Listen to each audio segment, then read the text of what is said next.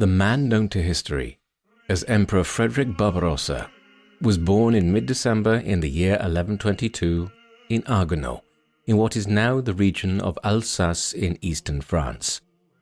He was christened simply as Frederick, and the name Barbarossa was a nickname he would acquire later in his life on account of his facial hair. Barbarossa literally means red beard in Italian. His father was Frederick II, Duke of Swabia. This was a large duchy which covered the region approximating to southwestern Germany today and straddled the borders of France, Switzerland, and Austria. The Duke was one of the heads of the Hohenstaufen family in Germany, a dynasty which was just beginning to play a major role in the politics of Europe in the High Middle Ages.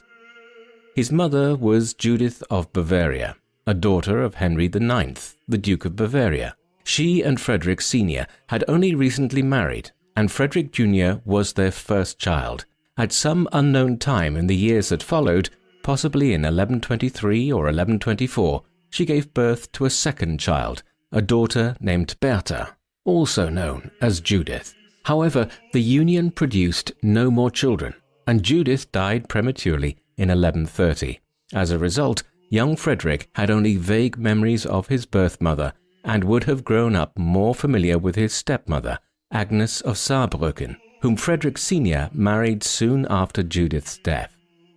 In order to understand the course of events which would catapult young Frederick to the forefront of European politics in the second half of the 12th century, we need to look back at the often rather confusing political landscape of Europe as it evolved during the course of the Middle Ages. After the centuries of instability following the collapse of the Roman Empire in Western Europe in the 5th century AD, the king of the Franks, Charlemagne or Charles the Great, succeeded during the second half of the 8th century in building up a very substantial empire which extended throughout most of modern-day France, Switzerland, the Low Countries, much of Germany and parts of Austria and Italy.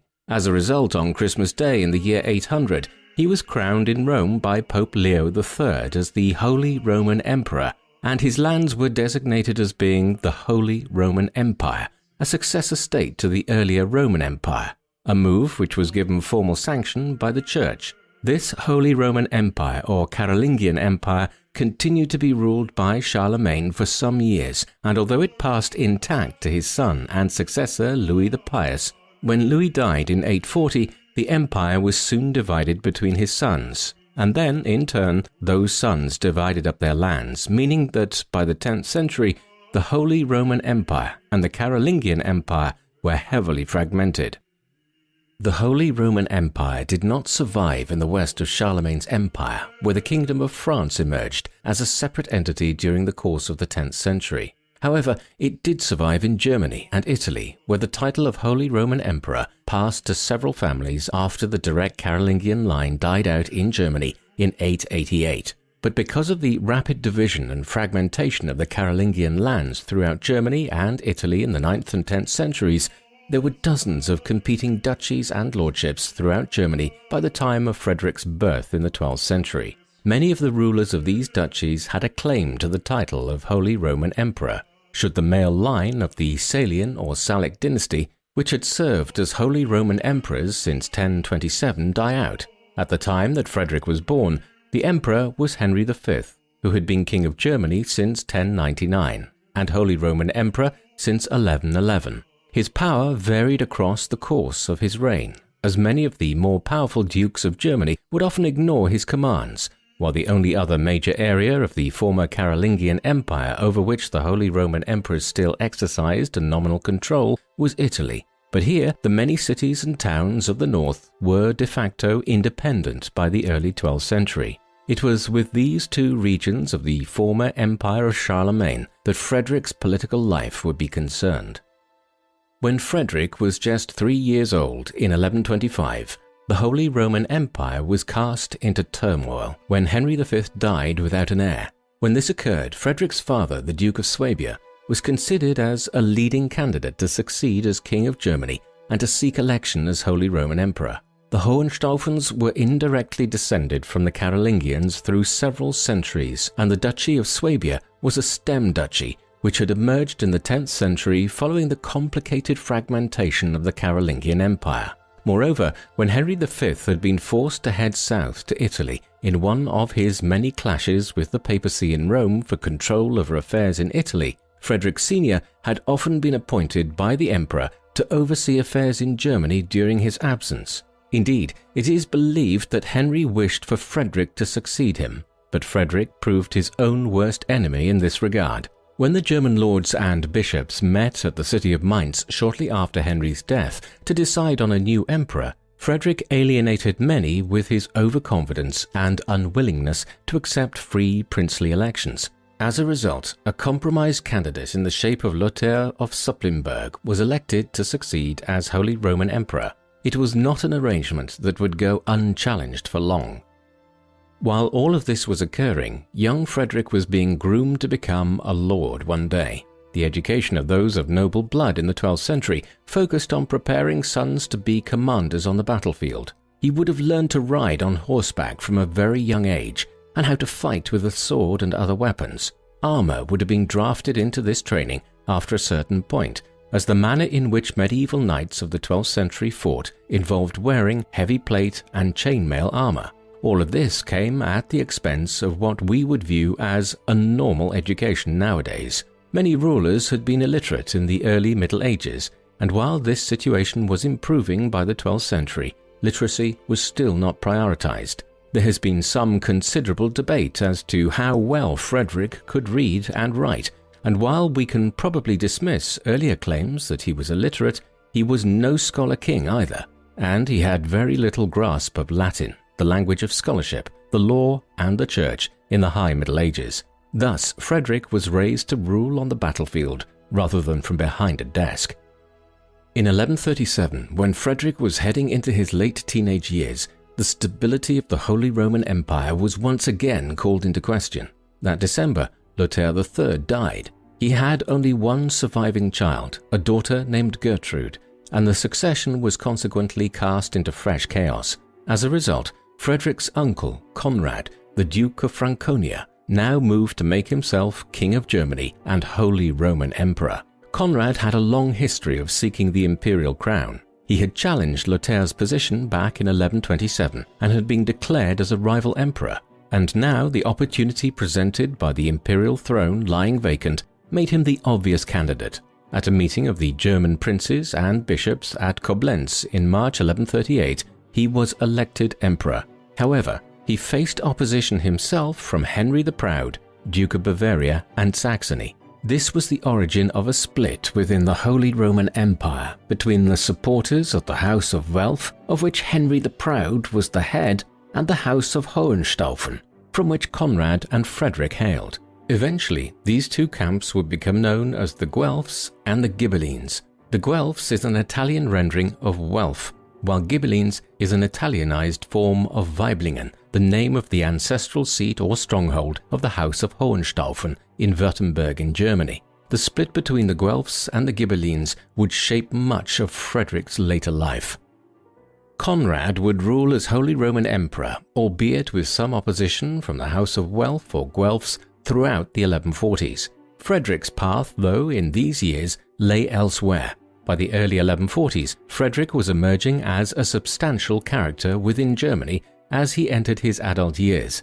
He sat at several Hoftages or imperial assemblies under his uncle's rule at various German cities between 1141 and 1145. By this time, the distinctive red beard which he came to be known for was visible. However, Frederick's destiny in the second half of the 1140s was not shaped by events in Germany or Italy, but by occurrences much further away. All the way back in 1095, Pope Urban II had preached of the need for a crusade or holy war to the Holy Land to reclaim Jerusalem for Christianity from the Muslims who had conquered the region. The first crusade between 1096 and 1099 had been extremely successful, resulting in the establishment of several Crusader states around Jerusalem, Antioch, and other cities, including a newly established Kingdom of Jerusalem. However, in 1144, a Muslim ruler of the Middle East called Imad al-Din Zengi reconquered the city of Edessa from the Christians.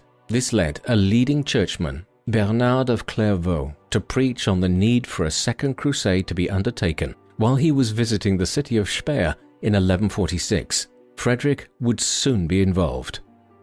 Unlike the First Crusade, which was led by several leading nobles but did not involve any of Europe's major monarchs, the Second Crusade was soon joined by the Holy Roman Emperor Conrad III and the King of France, Louis VII.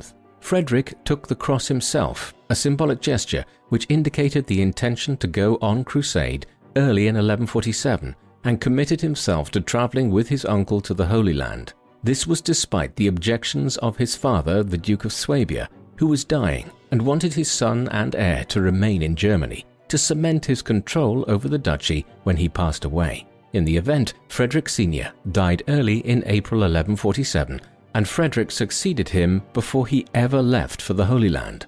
Thus, when Frederick led Swabia's contingent from the city of Regensburg in late May 1147 off towards the Holy Land, he did so as Duke of Swabia, and they did so along with contingents of tens of thousands of other crusaders who set off from various places around Europe. Some headed by sea from England and won a notable victory before they ever left Europe by landing on the Iberian Peninsula and conquering Lisbon from the Muslims there for Portugal. Most, though, headed by land, and by the late summer of 1147 were crossing through the Byzantine Empire, ready to make their descent on the Holy Land. The journey through the Byzantine Empire and then Turkey proved a pivotal episode in the Second Crusade. As they were passing through the empire's lands in the southeast of the Balkans towards the city of Constantinople, flash floods ravaged the Crusader camps in early September. Significant damage had been inflicted on Conrad and Frederick's forces as a result of this, and this was compounded in the weeks that followed as they passed over the Bosphorus and into Anatolia in what is now western Turkey. For weeks in the autumn of 1147, the German armies were confronted by raids and ambushes on their forces by the Turks of the region. Eventually, frustrated in their efforts, they sent messages ahead to the French under Louis VII to request his aid. The French subsequently joined up with the German Crusaders, but when Conrad himself fell sick, the combined forces retreated back to Constantinople. Consequently, it was a demoralized Crusader force which left Constantinople in ships acquired from Emperor Manuel I Comnenus, the Byzantine emperor, having abandoned their plans to march overland. Thus Frederick, Conrad and their German Crusaders finally arrived to the Holy Land, where they sailed into the port town of Acre on the 11th of April 1148. This trip to the Holy Land had been an inauspicious beginning to the Second Crusade.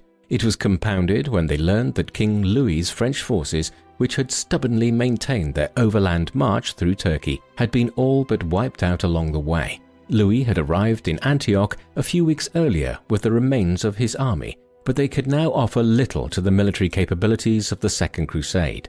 Having learned this news, Conrad and Frederick proceeded from Acre to Jerusalem to visit the holy places and consult with the King of Jerusalem, King Baldwin III. A decision was taken at this juncture to hold a major council of the European kings and their lords, with the lords and rulers of the Crusader state at Acre in midsummer 1148. At the resulting Council of Acre, held at Palmyra just outside the city on the 24th of June 1148, a decision was taken to effectively change the goals of the Second Crusade. The crusade had been called for the purpose of reclaiming the city of Edessa from the Muslims, but now the loftier target of seizing Damascus, the capital of the Burid Emirate, which ruled much of Syria at the time, was decided upon. This was a dangerous decision, given that their forces were already much depleted from the losses they had suffered on their journey to the Holy Land. In the weeks that followed, the European monarchs and lords and the heads of the Crusader states gathered their forces in preparation for the siege. Modern estimates of the combined forces which they advanced from Tiberias against Damascus in mid-July have suggested a possible army of 50,000 men, but the likely number was probably considerably smaller. And it is important to note that the bulk of the troops were comprised of recruits from the Crusader states themselves, rather than the European Crusader armies, which had been so depleted by the attempt to travel through Turkey. They arrived outside Damascus on the 23rd of July. What followed was a fiasco. Damascus was surrounded in the 12th century by vast orchards, which limited visibility on the approach to the city, and as they tried to near the walls, the Crusader forces faced constant hit-and-run attacks by the more mobile Burid cavalry. Over the next several days, tactical errors mounted on the part of the Crusaders and a dispute broke out between rival contenders over who would rule Damascus, if by some miracle they captured it. As a result, on the 28th of July, just 5 days after initiating the siege, Conrad and Frederick took their forces back towards Jerusalem and the siege was abandoned. The disaster at Damascus did not immediately bring the Second Crusade to an end. Back at Jerusalem, plans were initiated to launch an attack on the smaller city of Ascalon, and Conrad and Frederick started off with their troops to head there, but quit the enterprise when it became clear that no coordinated response would come from the other Crusaders. And with this, the Second Crusade was over, a costly and complete failure in terms of achieving its goals in the Holy Land. Although King Louis VII of France remained behind in Jerusalem until 1149, Conrad and Frederick made for Constantinople with what remained of their forces in late 1148. On the way, at Thessaloniki in Greece, they reconfirmed an agreement which Conrad had reached with Emperor Manuel of Byzantium while in Constantinople the previous year. This was a deal whereby both sides would ally together to attack the Norman Kingdom of Sicily, which ruled the island itself and much of the southern mainland of Italy. This was a part of Europe which would feature significantly in Frederick's own rule in the years to come. And, with this agreement made, Frederick left Conrad and headed off in haste through the Balkans to Swabia, where he needed to shore up his own rule, having left so soon after he succeeded to the duchy in 1147. Back in Germany, Frederick set about consolidating his rule over Swabia. He might have remained a simple duke here for the next several decades, had it not been for events in the months that followed. In 1150, Henry Berengar, Conrad's eldest son, died. He had another child, also called Frederick, but this boy was just 5 years old at the time. Thus, Henry's death in 1150 opened the possibility of the succession descending elsewhere should Conrad die in the near future. And that is exactly what happened. In early 1152, Conrad, who was nearly 60, a ripe old age by the standards of the 12th century, fell ill. And when he died on the 15th of February 1152 at Bamberg in Bavaria, there were just 2 individuals by his deathbed, the Prince Bishop of Bamberg, Eberhard II, and Frederick Barbarossa. We will never know if the tale Frederick and Eberhard emerged from the scene of Conrad's death with was true or not, but it would come to have enormous significance. Conrad, Frederick claimed, had chosen him to be his successor on his deathbed, rather than his 6-year-old son. Whether it was true or not, the lords and electors of Germany wanted to believe it, in order to avoid the chaos that would ensue from a long minority reign. Accordingly, Frederick was quickly designated as the next King of Germany, and crowned as King of the Romans at Aachen on the 9th of March 1152. This effectively made him the Holy Roman Emperor. However, he would have to wait some time for the formal coronation. Frederick quickly made clear his intention to revitalize the Holy Roman Empire and the position of the emperors. For decades, the imperial title had been weakening. In Germany, there were over 1,000 separate political entities, all of which were nominally under the overall rule of the emperor, but which in reality generally paid little more than token recognition to the emperors. Some amongst the Guelphs were openly hostile to the Ghibelline emperors, such as Conrad had been, and Frederick now was. In Italy, the other major area where the Holy Roman Empire still held some sway, Frederick would face opposition from Roger II of Sicily, whose powerful Norman kingdom in the south of Italy would conduct raids further north with impunity. More significantly, the emperors had been weakened in their authority as a result of what was known as the investiture controversy in the late 11th and early 12th centuries. This was a dispute which had arisen between the papacy and the emperors over whether Rome or the current emperor had the right to appoint bishops and archbishops in Germany and Italy. The papacy had won the argument, but it had created a rift between Rome and the emperors. As a result, Conrad had never actually been crowned in Rome as Holy Roman Emperor, and the many cities and towns of northern and central Italy had begun to exercise increasing independence, so that by the time Frederick became emperor in 1152, imperial control over the Kingdom of Italy had diminished almost entirely. All of these issues confronted Frederick when he became emperor in 1152, but he quickly took steps to strengthen his position. Just months later, in 1153, he reached an agreement with Pope Eugenius III, known as the Treaty of Constance. Under the terms of this, Frederick promised to help prevent any efforts by the Byzantine Empire to re-establish itself in Italy, and also to help Eugenius to gain control of Rome again. The Pope had spent much of his pontificate since 1145 at Farfa Abbey, north of the Eternal City, as Rome itself had been taken over by a body of citizens led by Arnold of Brescia, a religious radical who established the Commune of Rome as a patrician government.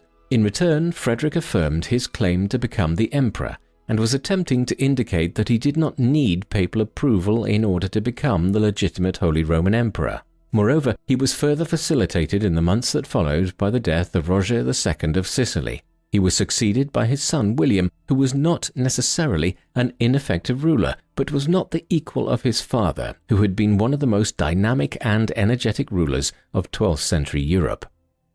Once the Treaty of Constance had been agreed, Frederick began preparing his forces for a campaign into Italy. His actions in the peninsula and how they related to his control over Germany and relationships with successive popes would come to dominate Barbarossa's reign.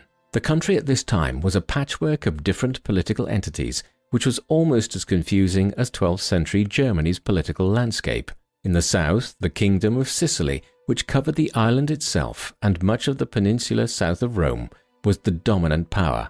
Elsewhere, a number of states, such as the Republic of Venice in the northeast of the country, were also independent, but much of central Italy and the north in the plain of Lombardy was nominally part of the Kingdom of Italy. This was another constituent part of what had been the Carolingian Empire hundreds of years earlier, but which had also fragmented as Germany had. Thus, it included cities such as Rome, Milan, Mantua, Bologna, Florence, Genoa, and Turin, which theoretically owed some allegiance to the Holy Roman Emperor, but which, as we have seen, were independent in all but name by the mid-12th century, and were governed as city-states by their own communes of wealthier citizens.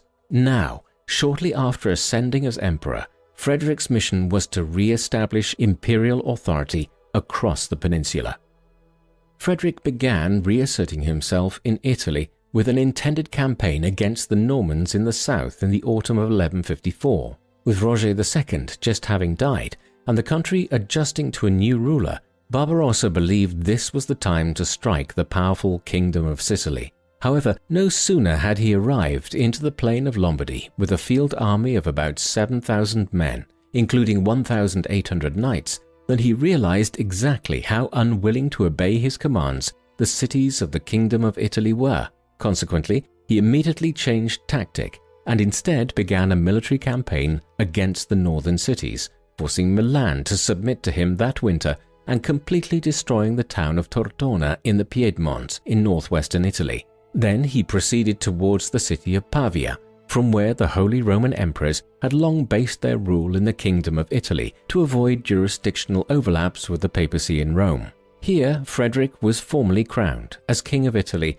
on the 24th of April 1155. With this done, he campaigned further south through Florence and Bologna, all the time making it clear that he intended to exercise greater control of the Italian cities than they had seen from a Holy Roman Emperor in some time.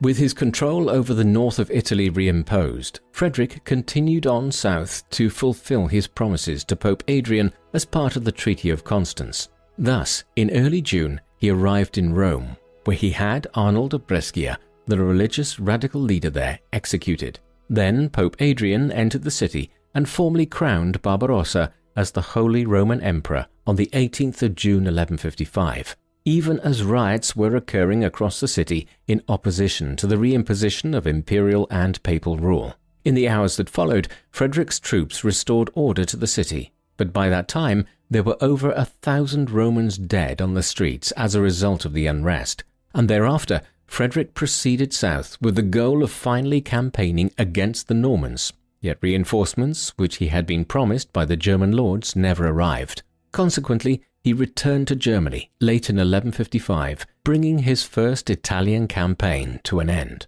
His goal was now to strengthen his position in Germany before attempting a second campaign in Italy. This he duly achieved by placating the leading lord of the Welfs or Guelphs in Germany, Henry the Lion, by granting him the Duchy of Bavaria in 1156. This made Henry the second most powerful lord in Germany, next to Barbarossa himself. But in doing so, Frederick galvanized the support of the German lords in advance of a new campaign into Italy. It was also in 1156 that Frederick entered into his second and more substantial marriage. Barbarossa had married much earlier, in 1147, prior to his departure from Germany on the Second Crusade, to Adelaide of Wolburg, a daughter of the Bavarian Margrave Leopold III of Wolburg. But the union proved unsatisfactory. It did not lead to children, and Adelaide was suspected of adultery during Frederick's absence in the Holy Land. Accordingly, an annulment was secured in 1153. Then, 3 years later, Frederick married Beatrice of Burgundy, the only surviving child of Renaud III, the Count of Burgundy, as his second wife. As a result, Frederick became co-ruler of the County of Burgundy, an acquisition which provided him with lands strategically located north of the plain of Lombardy in northern Italy. These could now be used as a way to campaign into Italy without having to rely exclusively on bringing his forces over the Alps through the Brenner Pass. The marriage proved happy by the standards of the time, and after several years it also resulted in 11 children between 1162 and 1179. 8 of these were boys, so there would be no question of Frederick not having a surviving heir when he died.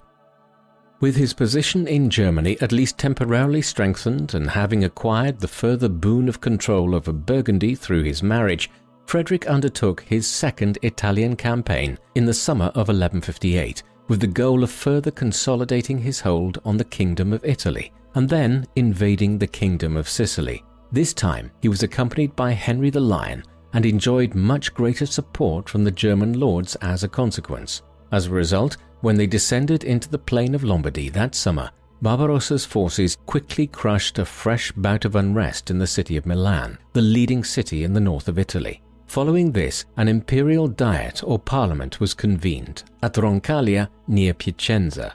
Here, Frederick made it clear that he intended to re-establish imperial authority across Italy, and further efforts to acquire independence by cities such as Milan would only result in fresh military campaigns by him.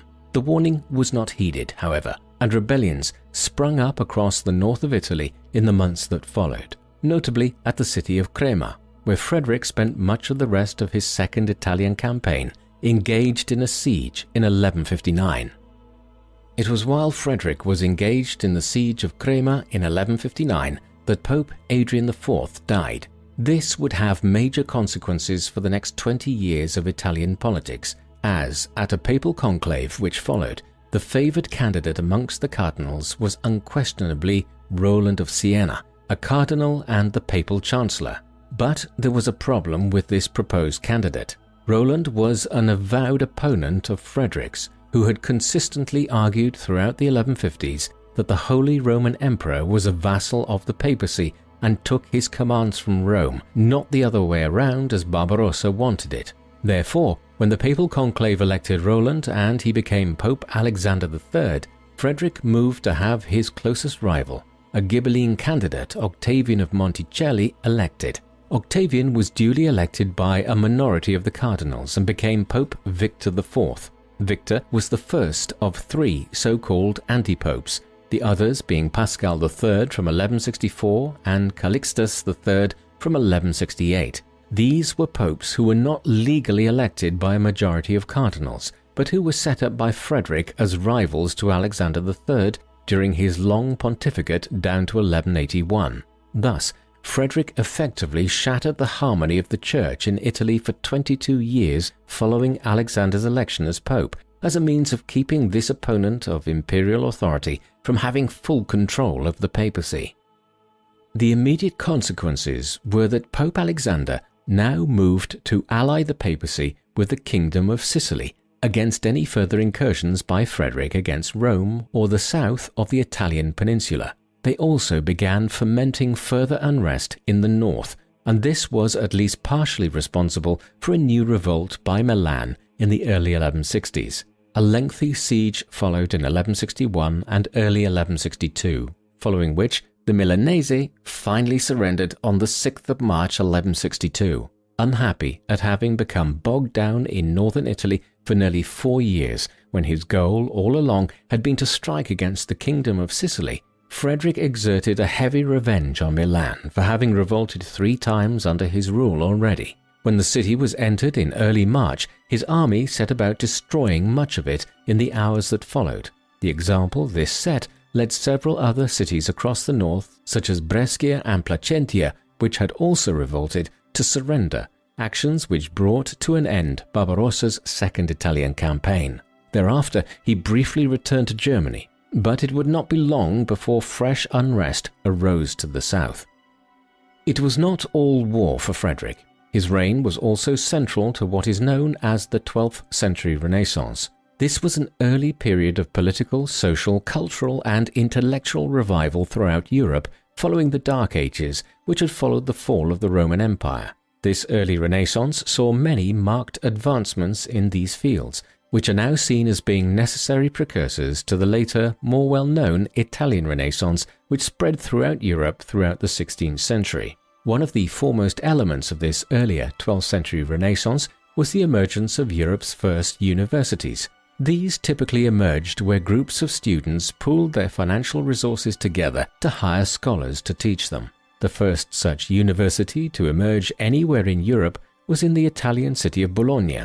Some studies place the foundation date to 1088, but what is generally agreed is that the university here was given a formal foundation in 1158, when, at the beginning of his second Italian campaign, Frederick issued what is known as the Authentica Abita, a document which set out for the first time what the rights and responsibilities of both the students and teachers at the University of Bologna were.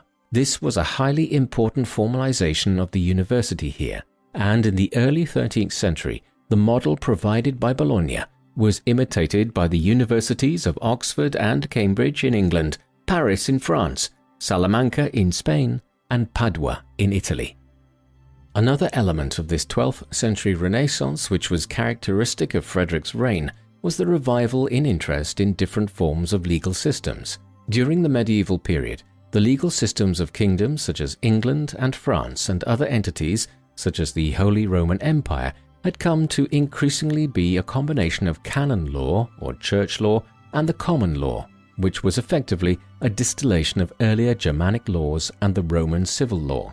However, during Frederick's reign, there was renewed interest in different legal systems, with an increasing number of lawyers being hired by governments such as Frederick's. Thus, there was a revival of interest in the Roman civil law at Frederick's court, and also alternative legal systems such as the Justinian Code, a legal code which had been developed by the early 6th century Byzantine Emperor Justinian. Much of this revival was purely motivated by self-interest on Frederick's part, as he sought to use legal arguments to justify his attempts to have greater jurisdiction than the papacy in Rome over parts of Italy. But it is significant that it was revived as a result of Frederick's reign, and the Roman civil law went on to fundamentally influence the legal systems of modern Europe in due course.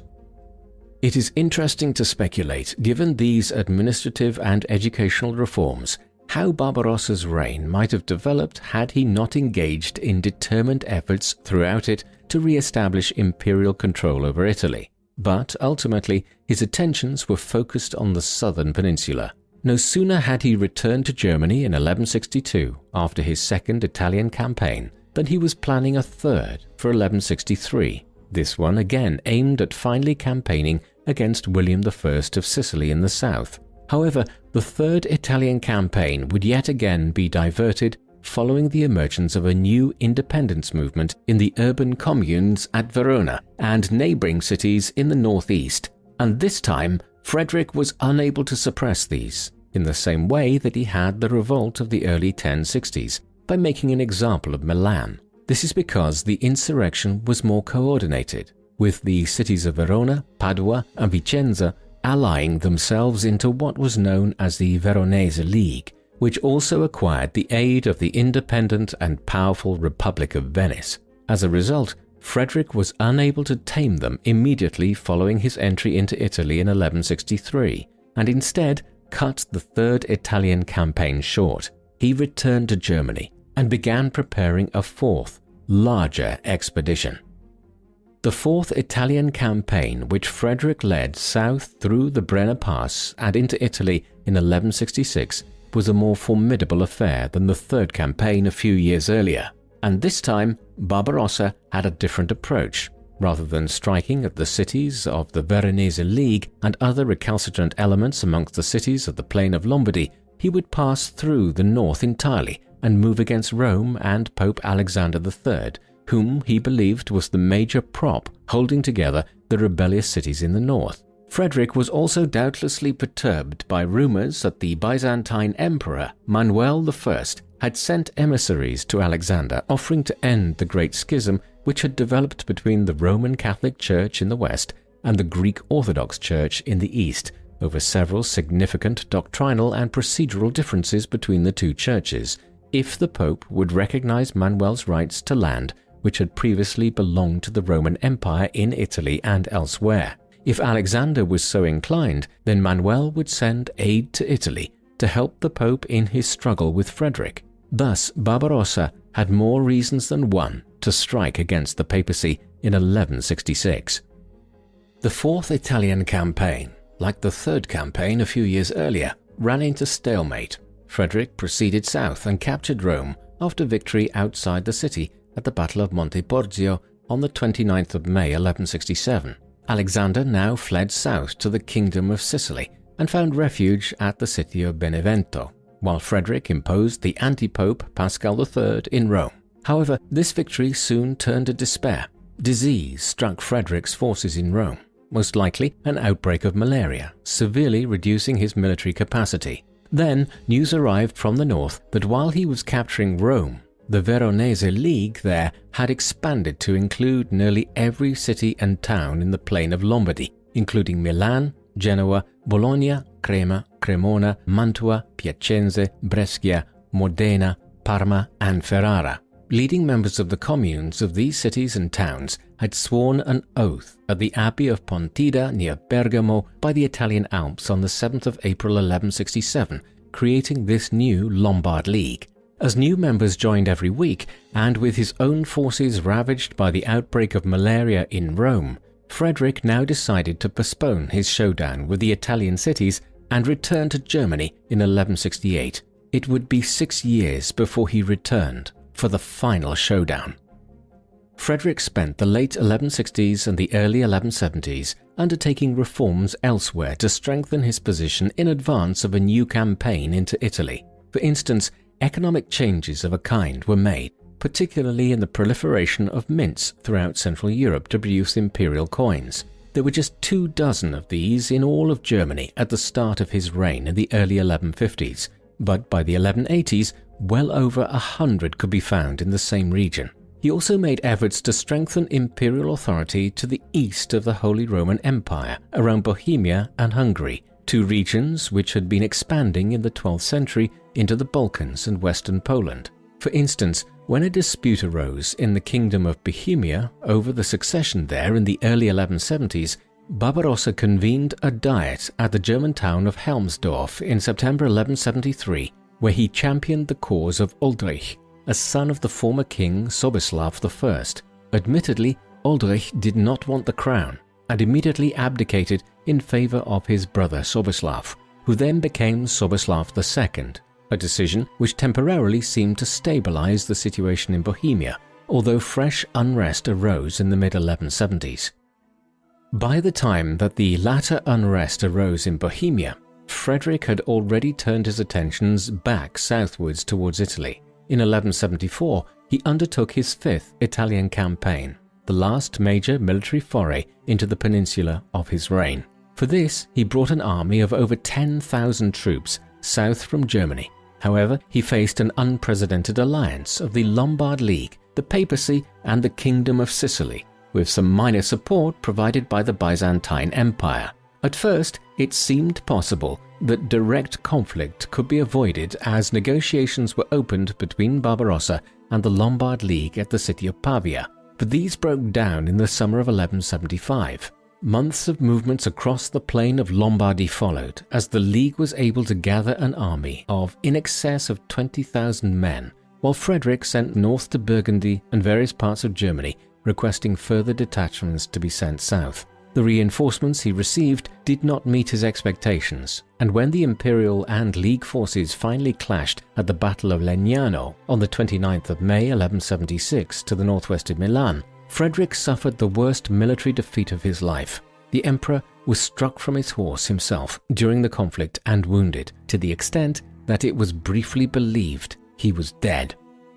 Frederick's defeat at the Battle of Legnano was the turning point in the Italian wars he had engaged in for 20 years. He now accepted that he would have to reach an agreement with the communes and nobles of the northern cities. He had realized that he could not overwhelm them and force them into complete submission as he had set out to do 20 years earlier.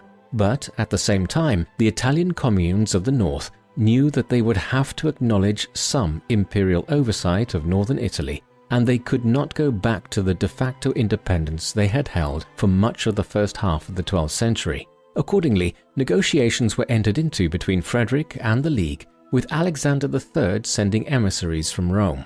The result was the Treaty of Venice, which was agreed to at the Trading Republic City on the 22nd of July, 1177. The treaty did not bring about a full resolution to the showdown between the Italian cities and Frederick, but largely concluded that a 6-year truce would hold between the emperor and the League. In the meantime, negotiations for a fuller, more long-lasting understanding would continue.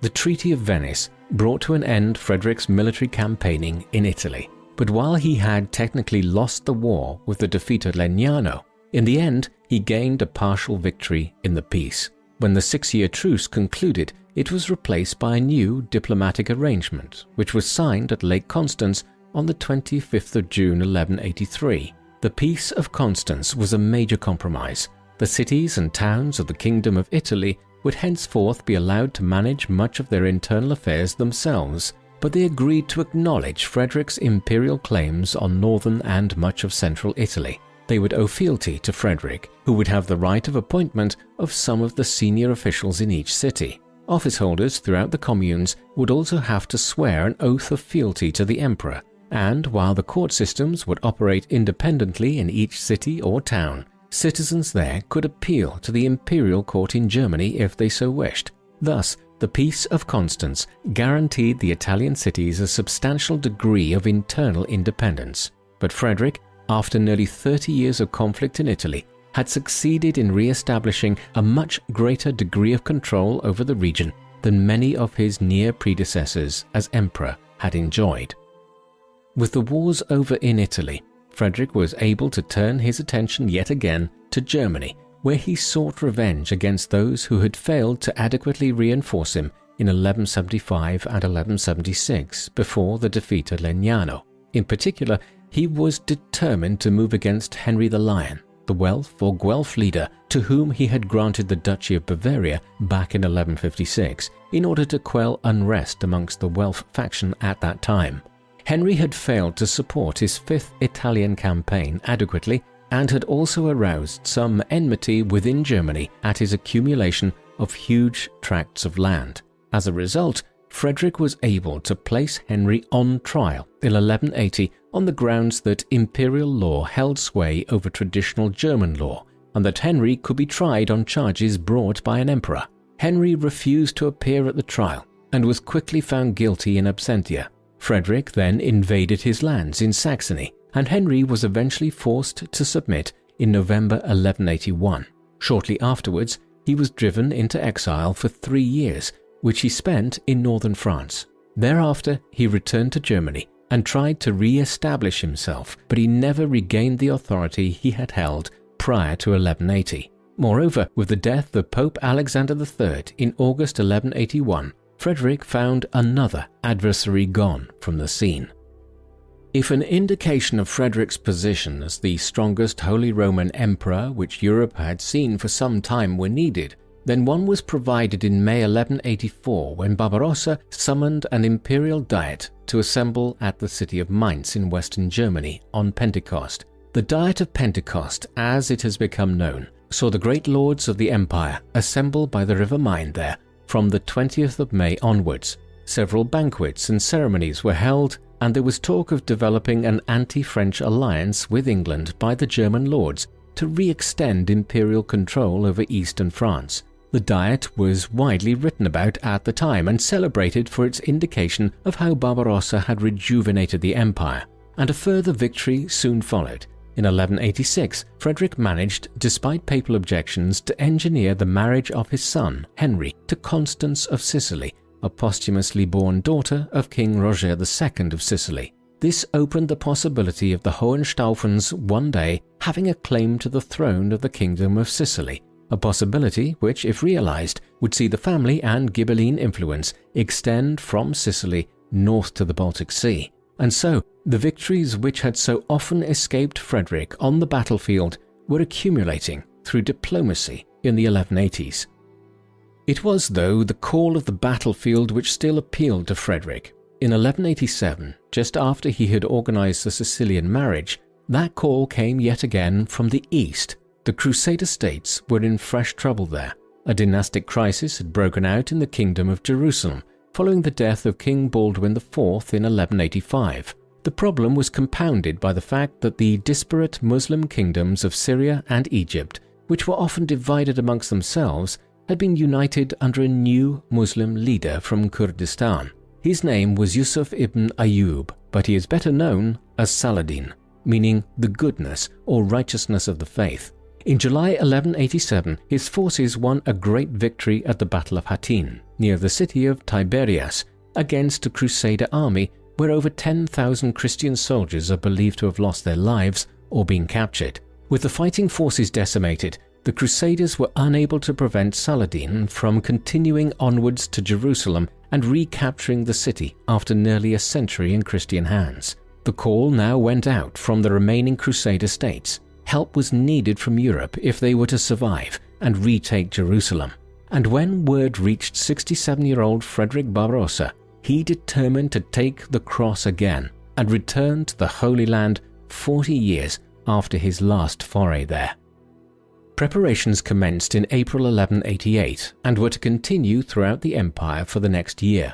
Frederick would be joined by several senior lords, the most notable being Richard the Lionheart, a prince of England, who would soon become its king following King Henry II of England's death in the summer of 1189. King Philip II of France also took the cross, as did several of Frederick's senior lords such as his son, the Duke of Swabia, Frederick VI, and Leopold V of Austria. With Europe's three most powerful states, England, France, and the Holy Roman Empire in support of it, the Third Crusade was formidable. Barbarossa's contingent alone would constitute upwards of 15,000 soldiers, at least 3,000 of which were knights. Beyond these military preparations, diplomatic envoys were also sent out to the various powers in the Balkans and even the Seljuk Turks of the region around modern-day Turkey, with the goal of securing safe routeways to the Holy Land from Europe.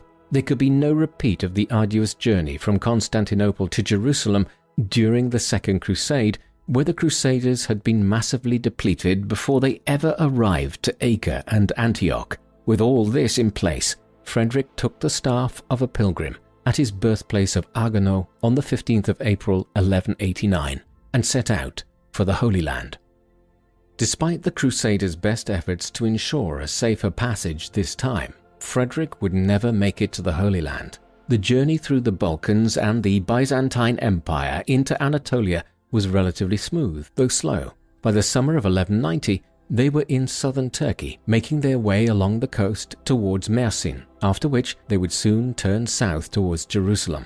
When a shortcut was proposed to Frederick along the Salef River, he took the advice offered to him, but it was a fatal mistake. There are varying accounts of exactly what happened, but all are clear that Frederick drowned in the Salef River near Silifke Castle on the 10th of June 1190. Some suggest that he was weighed down by his armor after falling from his horse, others that he tried to traverse the river.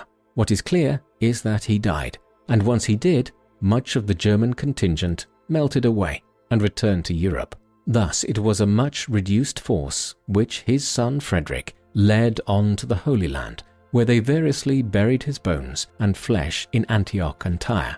There they joined up with the other Crusaders who had arrived by sea. Over the next 2 years they would fight Saladin to a stalemate, never recovering Jerusalem but forcing the Muslim lord to allow safe passage of Christians to the city.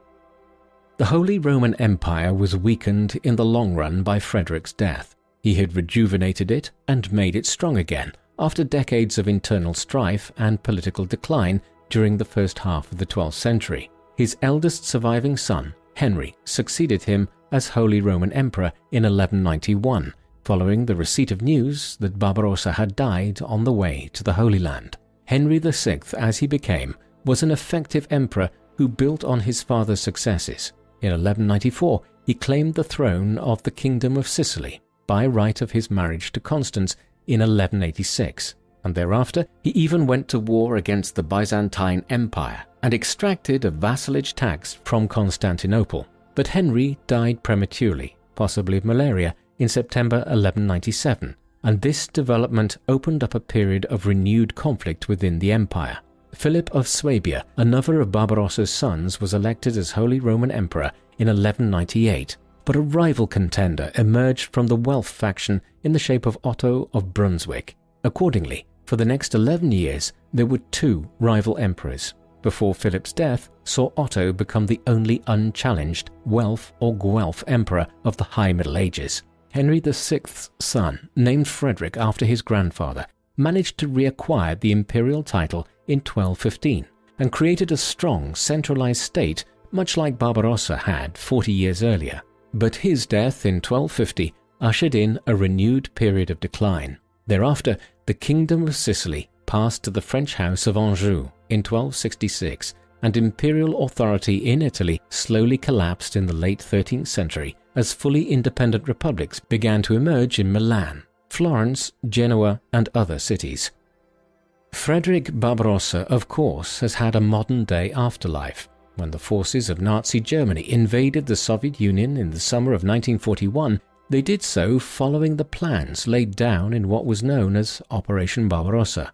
This blueprint for the conquest of Eastern Europe was variously named Operation Otto and Operation Fritz during the planning stage. However, in the months before the invasion was undertaken, it was renamed Operation Barbarossa at the directive of Adolf Hitler.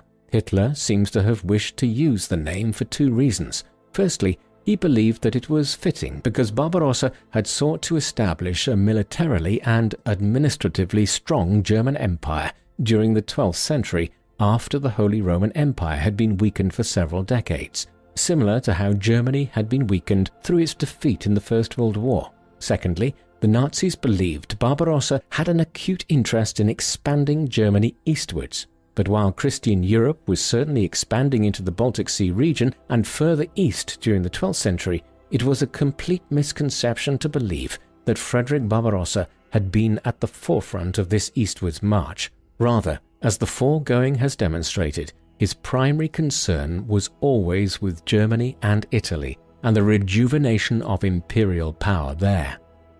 Frederick Barbarossa is a paradoxical figure and one whose career can be difficult to assess given the sheer complexity of the Holy Roman Empire in Germany and Italy during the 12th century. A casual observer could conclude that his reign was not very successful at all. For instance, his near 40-year term as emperor was bookended on either side by the Second Crusade in the late 1140s and the Third Crusade in the late 1180s.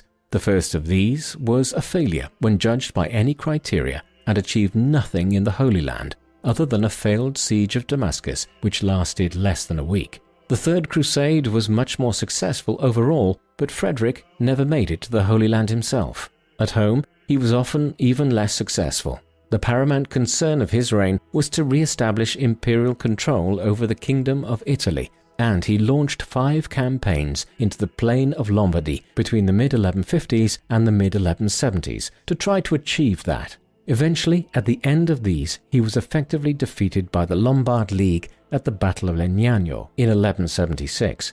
His loftier, earlier ambition to conquer the Kingdom of Sicily was never even really attempted because his attentions were always on the north of Italy. However, to assess Frederick Barbarossa's career in this way would be to overlook his accomplishments. When he effectively became Holy Roman Emperor in 1152, following his election as King of Germany, the empire had been weakened by decades of decline. Germany was divided between the Welfs and Hohenstaufen factions, or Guelphs and Ghibellines, as they have more popularly become known, and imperial control of the Kingdom of Italy had all but vanished in the wake of the investiture controversy and the clash with the Pope. As a result, the many cities and towns of northern and central Italy were all but independent city-states, ruled by their own communes. Frederick changed all of that. By reaching an accommodation with many of the Welf lords in Germany, he galvanized imperial control over the country, and by engaging in a relentless campaign to wear the Italian cities down between the 1150s and the 1170s, he re-established a degree of imperial rule over the Kingdom of Italy under the terms of the Peace of Constance in 1183.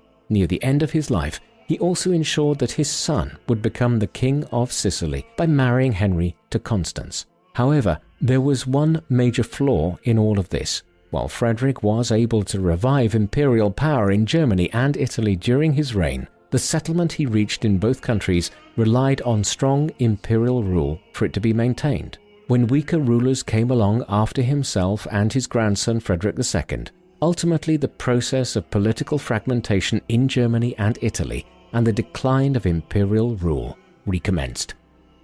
What do you think of Frederick Barbarossa? Was he a great medieval monarch, or were his accomplishments somewhat illusory? Please let us know in the comment section, and in the meantime, thank you very much for watching.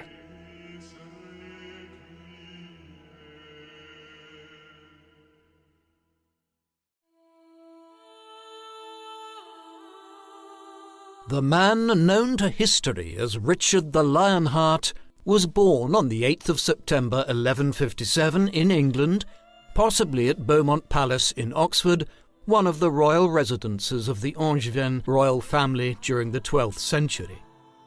His father was King Henry II of England, who was born in 1133. Henry had taken possession of the French territories of the successors of William the Conqueror in the 1140s, including the Duchy of Normandy and the County of Maine in the north of France, but he had contested for years with his cousin, King Stephen I, for possession of England and Wales. Then, 3 years prior to Richard's birth, he finally ascended to these territories when Stephen died, bringing the extended civil war to an end.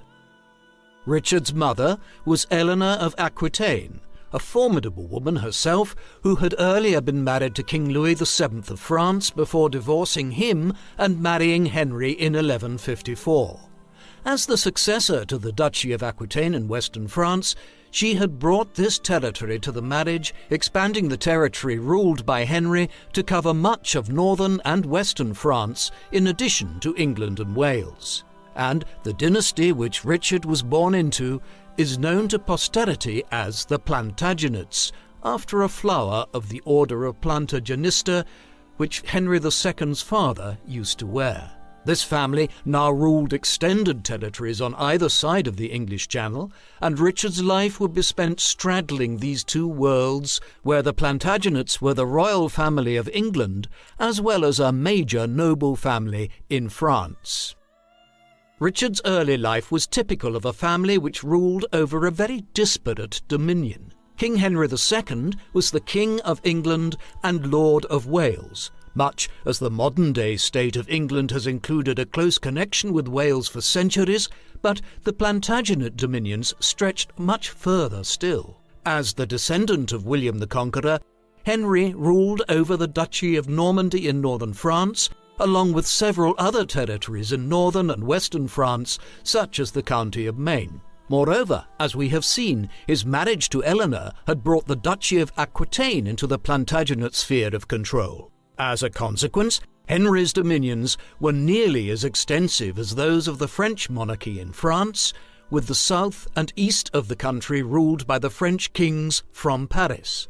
However, owing to the peculiarities of France's territorial divisions, the kings of England swore allegiance to the French kings as subjects, as dukes of Normandy, even while simultaneously challenging the French crown for political and military predominance throughout France. As well as this, Henry II oversaw the establishment of a new English lordship across the Irish Sea during Richard's youth.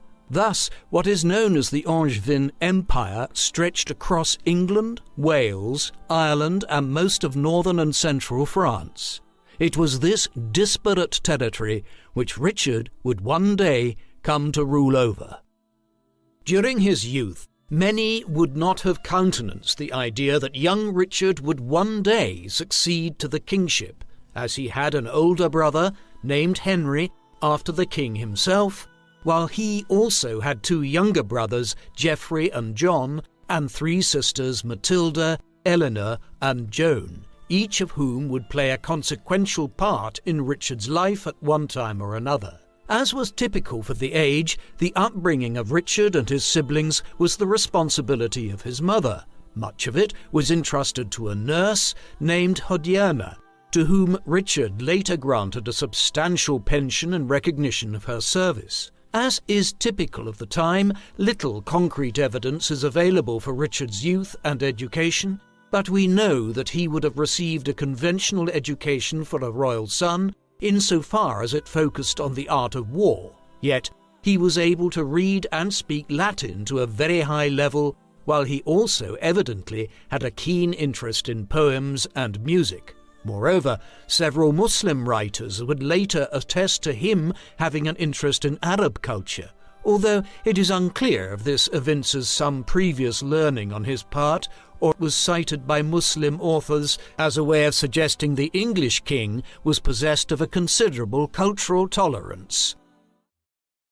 Richard's adult life was overwhelmingly connected with France rather than England, and this association began early. In June 1172, he was formally made the Duke of Aquitaine when he was just 14 years old. A year later, he was implicated in the first of a series of internal wars within the Plantagenet family, as Eleanor and her sons allied with King Louis VII of France against their father. During this rebellion, Richard was actually knighted by King Louis, and in the summer of 1173 he saw his first significant military action in Normandy. Just weeks later, his father offered Richard full possession of several major castles in France and half of the revenues of Aquitaine, to which he had ascended largely just in name the previous year. This was initially rejected by Richard, however. The nature of the rebellion changed in November 1173 when Eleanor was captured by Henry II. The fighting continued for months thereafter until Henry the Younger and King Louis elected to make peace with King Henry in 1174. And Richard, who was already showing a surprising degree of independence for a teenager, finally submitted himself in September 1174. Terms were given to the sons, but Eleanor would effectively remain her husband's prisoner for years to come, as a means of offsetting further unrest within the family. Henry II was evidently impressed by his second eldest son's performance during the war. This was a time when familial rivalry, which spilled over into actual rebellion, was not entirely uncommon, and the king would not have viewed his son's revolt as marking a fatal break with them. Accordingly, in the aftermath of the revolt, Henry gave Richard full control of some of the armed forces of the Duchy of Aquitaine, with orders to reduce any rebels who emerged there to peace. This was the first experience of genuine power and rule which Richard would enjoy from 1175 onwards through to the late 1180s. Much of this work focused on quelling any independent streaks among the nobility of western and central France, notably Aymar, the Viscount of Limoges, and Guillaume, the Count of Angoulême, both of whom were inclined to challenge Plantagenet primacy in the region. In 1176 and 1177, this military campaigning even extended as far south as the borders of Navarre, a small Basque kingdom straddling the Pyrenees in both France and Spain. Consequently, Richard began to develop his reputation for military prowess at a very young age, as he was still shy of his 20th birthday at this time when he undertook these campaigns. It was this military ability which later earned him the name of Richard Coeur de Lion, or Richard the Lionheart, a name which was entering into widespread use by the mid to late 1180s. We know a lot about the character of the individual who was emerging at this time from several chronicles composed on him by contemporary or near-contemporary historians and writers such as Ralph of Coggeshall and Benedict of Peterborough. Richard was evidently exceptionally tall by the standards of the 12th century, standing well over 6 foot high. He was handsome, with reddish-blonde hair and a pale complexion. He was known to have a character which favoured military prowess, and he cultivated an image of himself as a great warrior, one who patronised troubadours and poets, though somebody who was also prone to pride and greed and was sometimes quick to anger. He married later in his life, after lengthy negotiations, to have him wedded to Berengaria, the eldest daughter of Sancho VI of Navarre, although the union would never produce any children. This latter lack of children, combined with some contemporary allusions to Richard's sexuality, have led 20th century historians to query whether Richard was in fact gay and did not produce any children with Berengaria for this reason. But this is still open to debate, with the sources proving ambiguous, leading other historians to conclude that he might have actually been bisexual. The late 1170s and early 1180s saw Richard's relationship with his father strengthening, despite the rebellion years earlier. In 1176 and 1177, he campaigned as far away as northern Spain in order to shore up the Angevin Empire's southern boundaries in Aquitaine. Simultaneously, his actions could often prove overly heavy-handed, and there are many instances of his crushing of local rebellions, and in particular the pulling down of castles of those whose loyalties were suspected, leading to resentment and unrest. As one poet of the period, Bertrand de Born, noted, "He besieges and pursues them, takes their castles, and smashes and burns in every direction." Even by the standards of an age which expected warlike behaviour of its rulers, there is the inference here that young Richard the Lionheart's tactics were excessive. Resentment at this brutal suppression of any signs of revolt culminated most notably in the outbreak of a major rebellion within Gascony in southwestern France in the late 1170s and early 1180s, and in the Limousin region towards central France. Richard continued to suppress these instances of unrest, though the degree to which he was responsible for causing them through his own heavy-handed rule over Aquitaine is debatable, given the manner in which his actions were often depicted in an overly positive light by later chroniclers. Underlying all of this activity in the late 1170s and into the early 1180s was continuing familial conflict amongst Richard, his brothers and their father, aggravated by Henry II's ongoing imprisonment of their mother Eleanor, and much of this increasingly focused on the issue of the succession, as Henry II neared his 50th year, which would have been considered the beginnings of old age in the 12th century. Whilst Henry was his eldest son and heir designate, according to the principle of primogeniture, the disparate nature of the Angevin Empire and the antagonistic relationship between Henry and his sons ensured that there was much confusion as to who would succeed to which parts of Henry's dominions, and perennial tensions as a result. Richard, for instance, clearly hoped to secure Aquitaine for himself over his elder brother. This all boiled over in the winter of 1182, when King Henry asked Richard to pay homage to his elder brother Henry. This required Richard to acknowledge that Henry would have some say over the Duchy of Aquitaine in time to come, whereas Richard was clearly pressing to have the duchy separated from the wider Angevin Empire and made his own fiefdom upon his father's death. When this became clear, Henry sent the third eldest son, Geoffrey, to Richard's territories to prepare a family confidence. However, this backfired, and instead, Geoffrey entered into a new rebellion with Henry the Younger. 1183 witnessed a dramatic shift in the diplomatic arrangements within the Angevin Empire.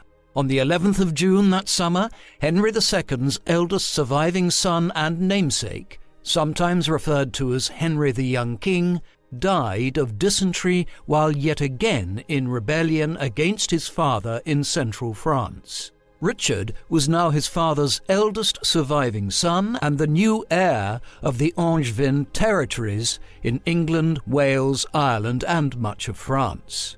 On the surface, the reduced number of sons should have made the family rivalries more stable, particularly so when the king's third, Geoffrey, also died in 1186 in largely unclear circumstances surrounding a jousting tournament. Yet, this did not bring an end to the Plantagenet family squabbles, and in the years that followed, the king began to increasingly favour his younger son, John, particularly so following Geoffrey's death. Henry now wished for John to inherit the Duchy of Aquitaine, while Richard would take the rest of his father's lands. Conversely, Richard would not easily agree to his father's wishes in this respect, not least because his long-standing ties to Aquitaine had created a personal attachment to the duchy for him.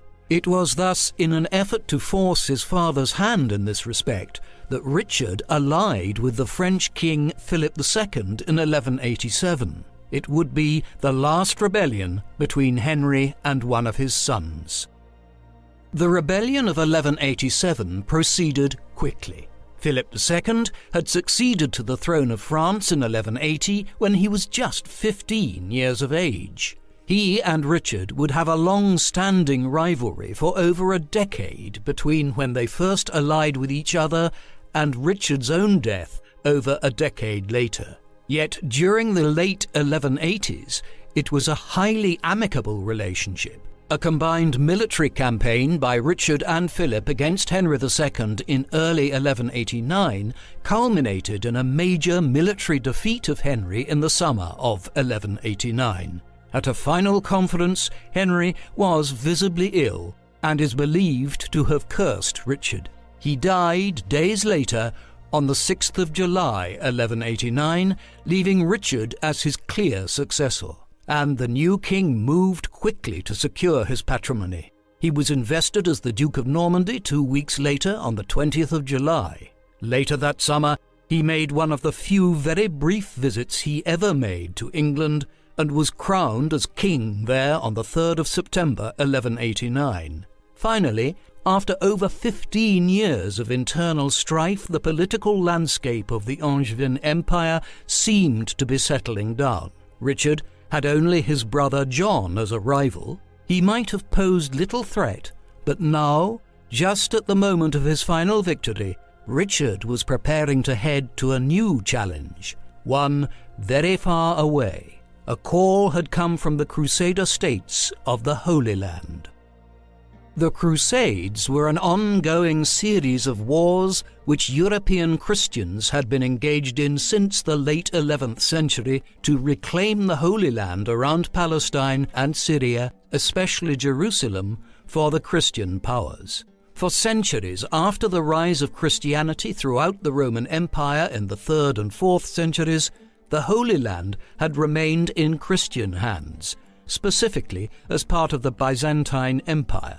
However, in the 7th century, these territories were quickly overrun and conquered by the Arabs and assimilated into their caliphate, which was soon ruled from Baghdad. Yet, while the loss of the holy places associated with Jesus and his followers was a blow for Christian Europe, it was mitigated by the general tolerance of the Muslim powers, which allowed Christian pilgrims from Europe to visit the Holy Land relatively unimpeded.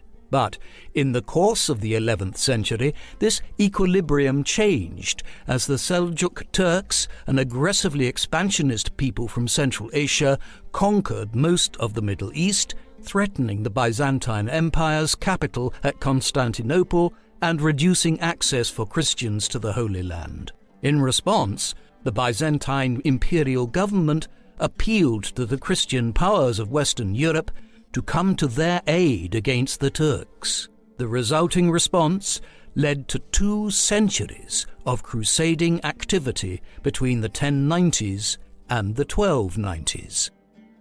In 1095, Pope Urban II first preached the need for a crusade to reclaim the Holy Land for Christianity. This met with a highly enthusiastic response, and tens of thousands took the Crusader cross and headed eastwards, including numerous senior nobles from France, England and Germany.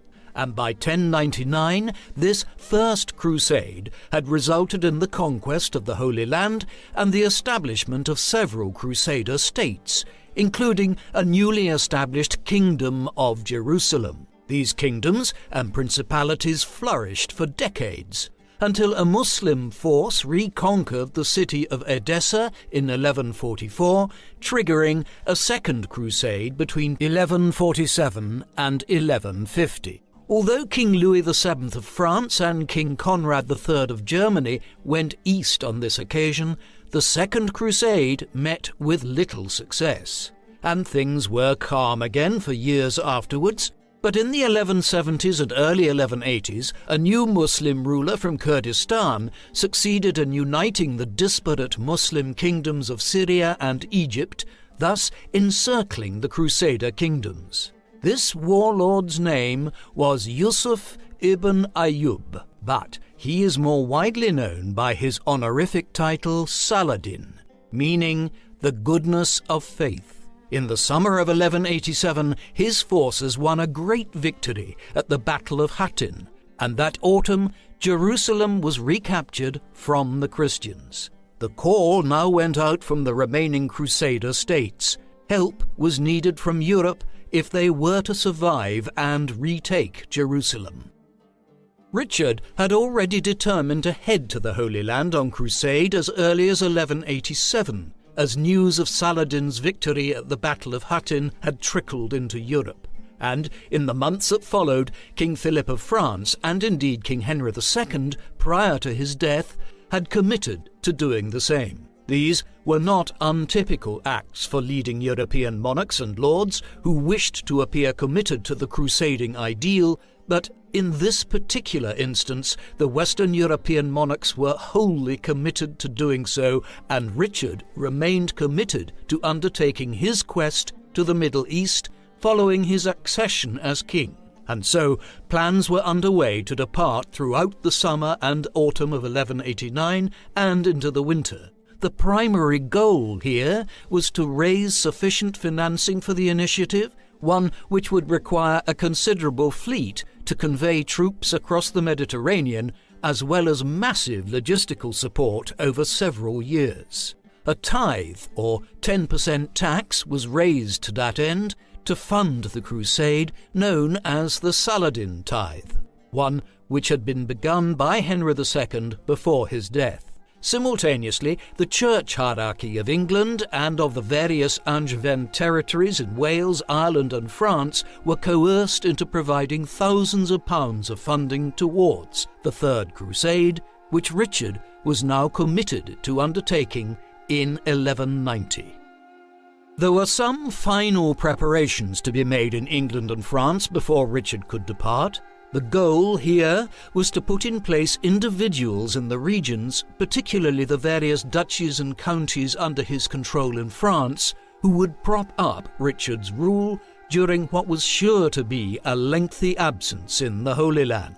Thus, William Fitzralph, a stalwart of Henry II's rule and one who had shown considerable support for Richard since his accession, was confirmed as Seneschal of the Duchy of Normandy, effectively making him the governor of the large territory of northern France.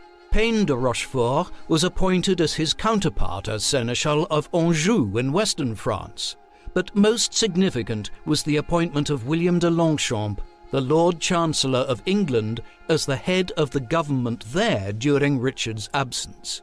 It was a cutting rebuke of Richard's brother John, who might have hoped to be given a greater role in the governance of his brother's dominions during his absence, and his dissatisfaction at this development would lead to several years of unrest while Richard was away, during which John would seek to continually undermine his brother, principally by attempting to usurp his position as king in England, Normandy, and elsewhere. After months of preparations, the crusade was finally ready to depart by the summer of 1190. At this early stage, it would be effectively co-led by Richard and the French king Philip II, and the two kings left Vézelay in central France together on the 4th of July 1190. They separated at Lyon, where Philip led his contingents by land over the Alps through Italy, while Richard elected to make for Marseille to sail along the Italian coastline to Sicily from the southern French port. There were extensive delays during these passages, as much of the fleet, which had been sent from England and western France around the Iberian Peninsula, had been delayed in entering the Mediterranean Sea. Notably, a drunken spree by the soldiers while in Lisbon in Portugal had particularly slowed the proceedings, and so Richard had to hire other ships at Marseille to send much of his forces to the Holy Land ahead of him, and he then conducted a lengthy tour of the Italian coastline to visit locations in the region such as the Medical School of Salerno, a trip which evinced Richard's interest in the new learning of the 12th century Renaissance which was underway in Italy. Finally, he arrived to Messina in Sicily on the 23rd of September 1190. Here, Richard conferred with Philip before the French monarch quickly headed away to the Holy Land. Richard, however, had matters to attend to in Sicily before leaving himself. In 1177, Richard's sister Joan had married King William II of Sicily, known as William the Good. William died in November 1189, and the crown was quickly usurped by an illegitimate contender named Tancred. This Tancred then imprisoned Joan, fearing she would become a focus of resistance to his reign. Having arrived in Sicily, Richard quickly secured her release, but there were serious issues still to be resolved concerning Joan's dowry and valuable household plate. Tensions quickly escalated in late September and early October, and by the 2nd of October, Richard had ordered his troops to disembark fully from their ships and prepare for battle if necessary. When skirmishes broke out between Richard and Tancred's troops 2 days later, Richard ordered an attack on the city of Messina, one which quickly proved successful. Peace terms were agreed on the 6th of October, whereby Tancred paid a huge sum of money to Richard, and a formal alliance was agreed between the two. Simultaneously, ships were sent to Spain to bring Richard's long-promised bride, Berengaria of Navarre, to Sicily, so that the pair could have their long-awaited marriage during the winter of 1190 as they waited to set off for the Holy Land. However, it would not happen here. When Richard finally left his base at Messina, it was several days more before Berengaria finally arrived to Sicily.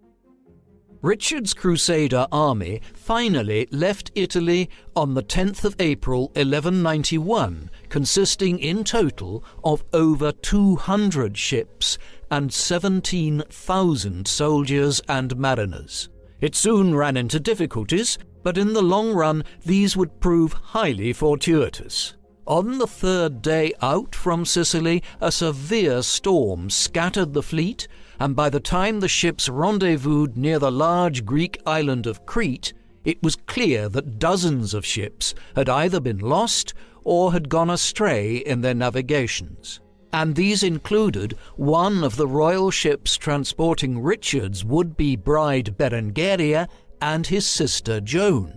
This particular ship could not simply be abandoned, and a wide-ranging search throughout the eastern Mediterranean was now undertaken to locate it. Eventually, it was discovered to be at anchor in the port of Limassol on the island of Cyprus.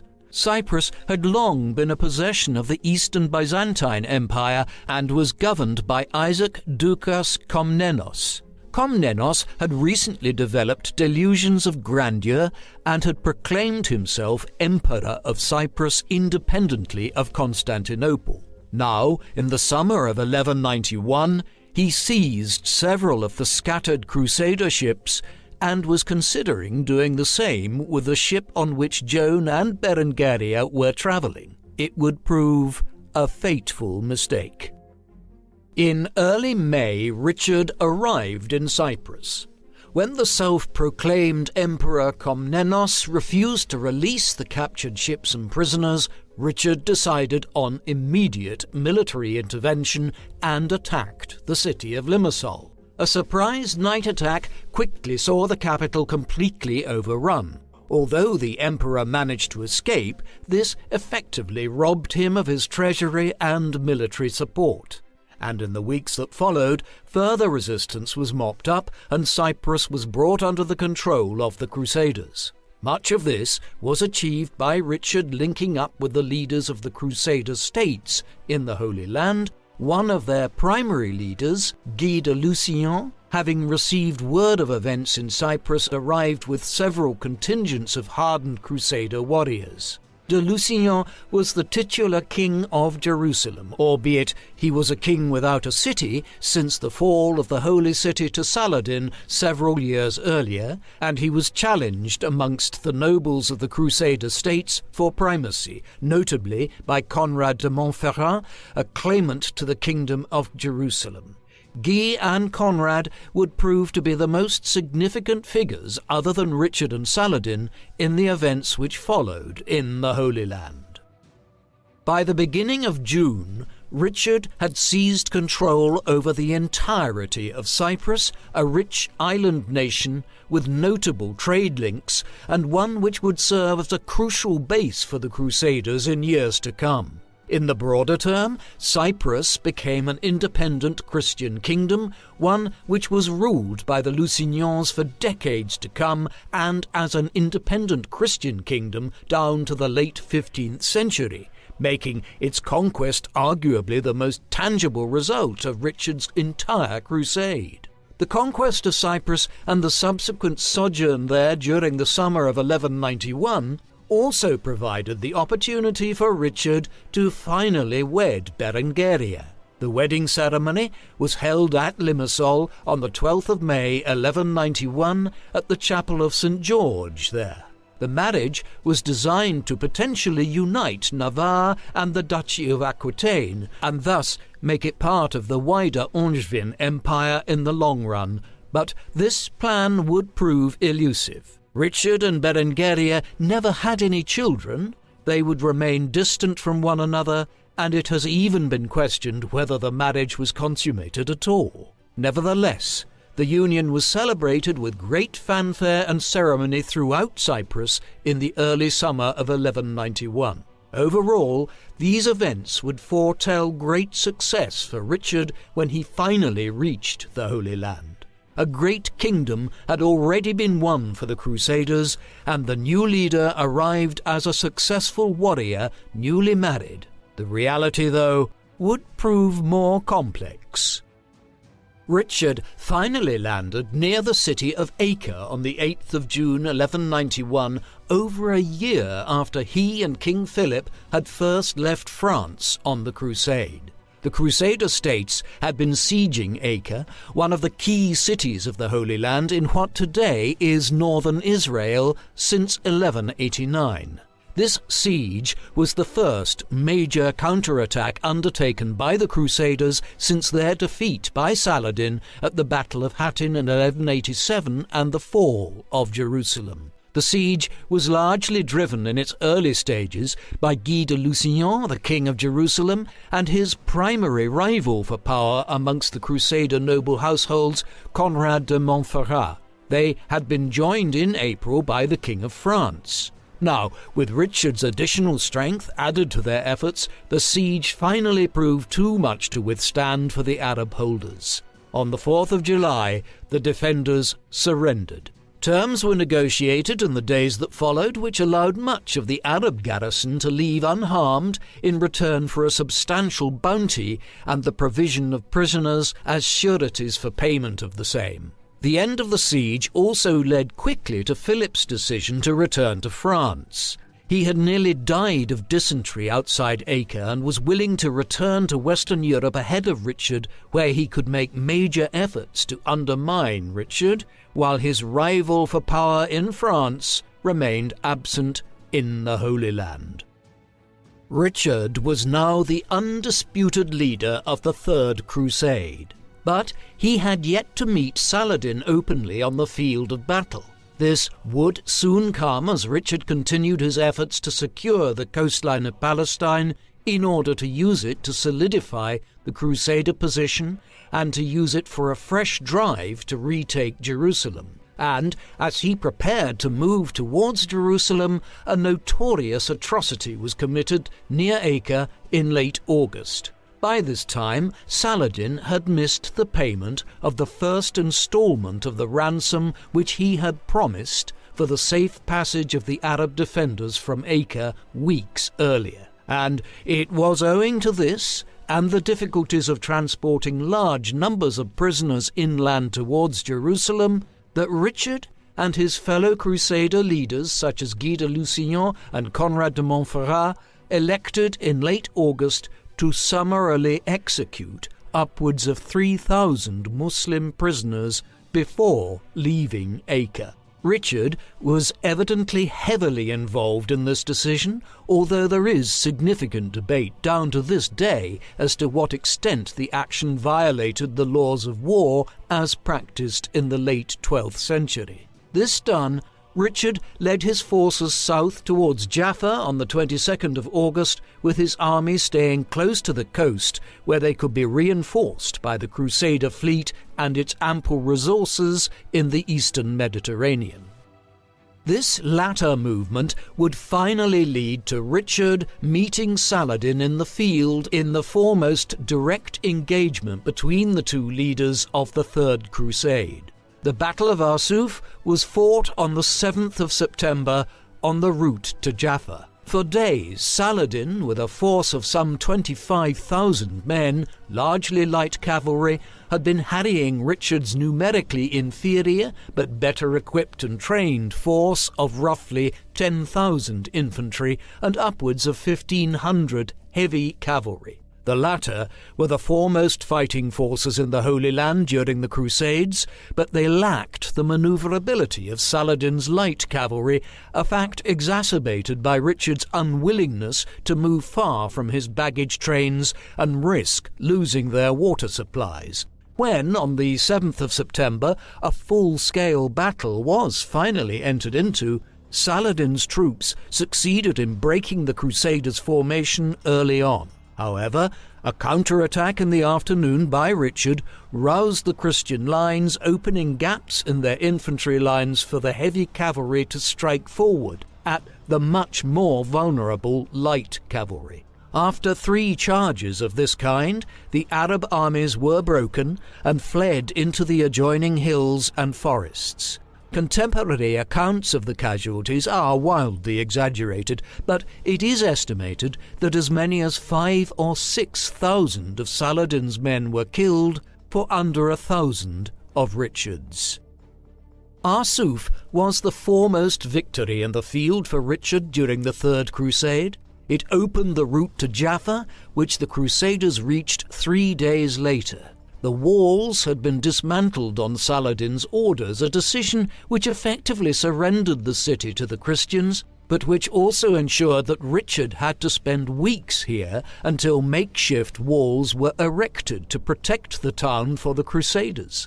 It was while he was here that Richard began envisaging that the key to securing the Holy Land might lie in striking at Saladin's core dominions in Egypt, and, in particular, by seizing Cairo. and this was a strategy which was eventually widely accepted as being the best available to the Crusaders many years later, during the 13th century. But for now, Richard was overruled by Guy, Conrad, and his fellow Crusaders who wished to strike directly at Jerusalem. Thus, the early winter was spent seizing and garrisoning several castles on the route inland from Jaffa to Jerusalem. Consequently, by the end of 1191, Richard's crusade had succeeded in conquering Cyprus for the Christian cause, as well as retaking the Palestinian coast from Acre to Jaffa, with the route to Jerusalem being prepared for a strike at the Holy City. The latter campaign, though, would never be undertaken by Richard. Early in 1192, Richard's role in the Crusades began to inexorably wind down. On the 20th of January 1192, he reached Ascalon, where plans were initiated to begin refortifying the site as a base from which the Muslim powers' caravans travelling across the Holy Land between Syria and Egypt could be attacked. Yet, when disputes broke out here amongst the leading Crusaders about how this should be funded, Richard withdrew to Acre. Here, further disputes arose between the Crusader contingents, particularly the merchants representing the major trading powers of Italy, on whose financing and supply much of the Crusader states depended, about how to proceed. Consequently, by the late spring, Richard was increasingly faced with the futility of trying to motivate the disparate leaders and groups involved to act in concord. Moreover, it was while at Acre that he received disconcerting news from Western Europe that fresh unrest had arisen back home in his dominions. His brother John was now openly plotting with the French monarchy, and Richard's continued presence in the Holy Land on the Crusades threatened his position as king of the Angevin Empire back home. It was these combined factors which, in the spring of 1192, led him to take the decision to return home without capturing the ultimate prize of Jerusalem. There remained a number of things which needed to be resolved in the Holy Land before Richard could leave. First and foremost amongst these was the issue of the leadership of the crusade after the English king left. Would Guy de Lusignan, the acknowledged king of Jerusalem, or Conrad de Montferrat, his would-be challenger, succeed Richard as the head of affairs?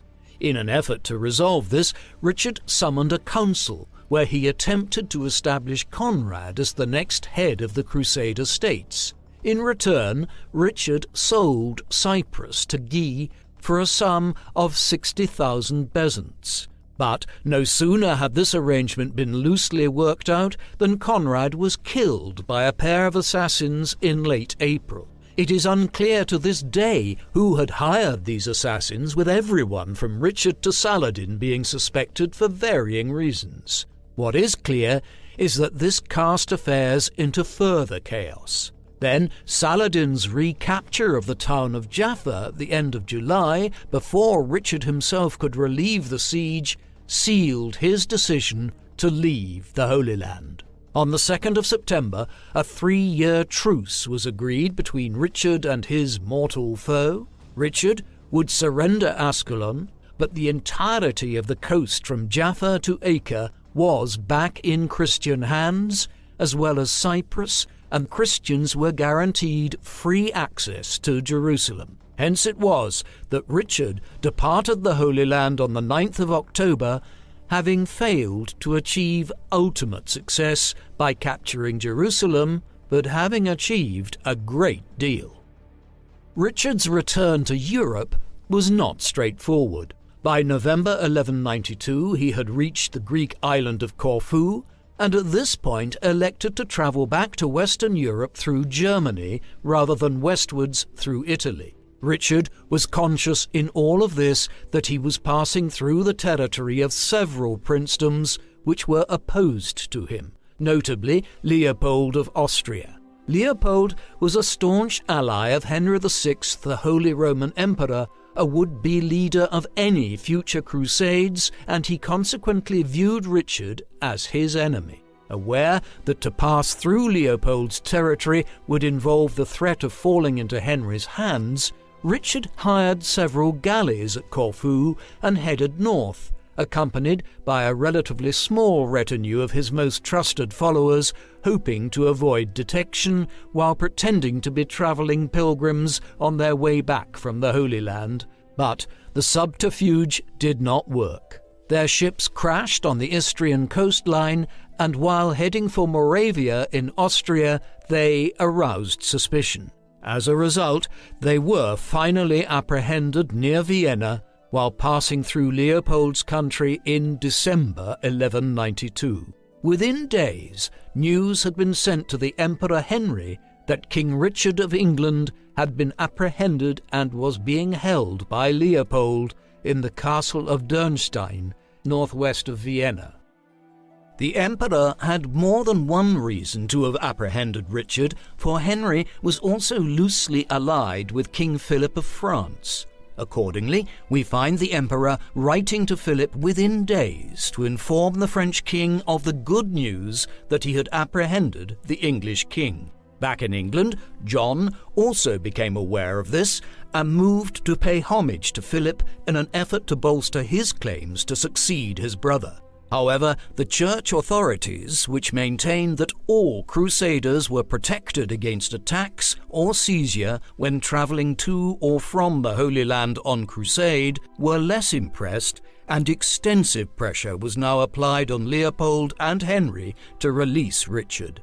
Hence it was that weeks of protracted negotiations to see whether Richard would be released by his German captors and on what terms were entered into. Finally, in late February 1193, terms were concluded in Speyer, after Richard successfully defended himself against trumped-up claims of having abandoned the crusade. Nevertheless, Richard still had to pay a ransom of 100,000 marks and promised to supply the emperor with 50 galleys and the service of 200 knights annually, resources which Henry utilized to launch his own crusade in the years that followed. Further negotiations on these terms ensued, such that Richard was unable to depart Germany until early in 1194, well over a year after first leaving the Holy Land.